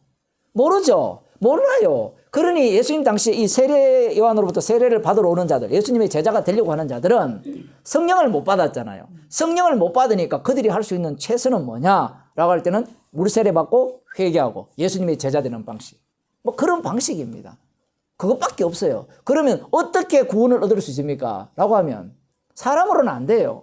주님이 십자가에서 완료해버리면 그 완료하신 그분이 이미 긍휼히 여길 자와 심판할 자를 만들어버립니다. 그게 새 창조예요.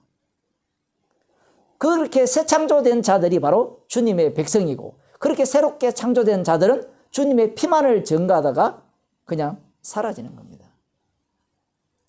기도합시다. 하나님 아버지, 뭘 해도 나를 부인할 수 없는 그러한 죄인들입니다. 주께서 우리들을 불쌍히 여기시사 날마다 십자가 피만 밝히 보이게 하시고 주님의 십자가의 피 공로만을 자랑하는, 나는 사라지고 안개처럼 없어지는 인생으로 살려짐을 감사하는 주의 백성이 되게 하옵소서. 예수님 이름으로 기도드리옵나이다. 아멘.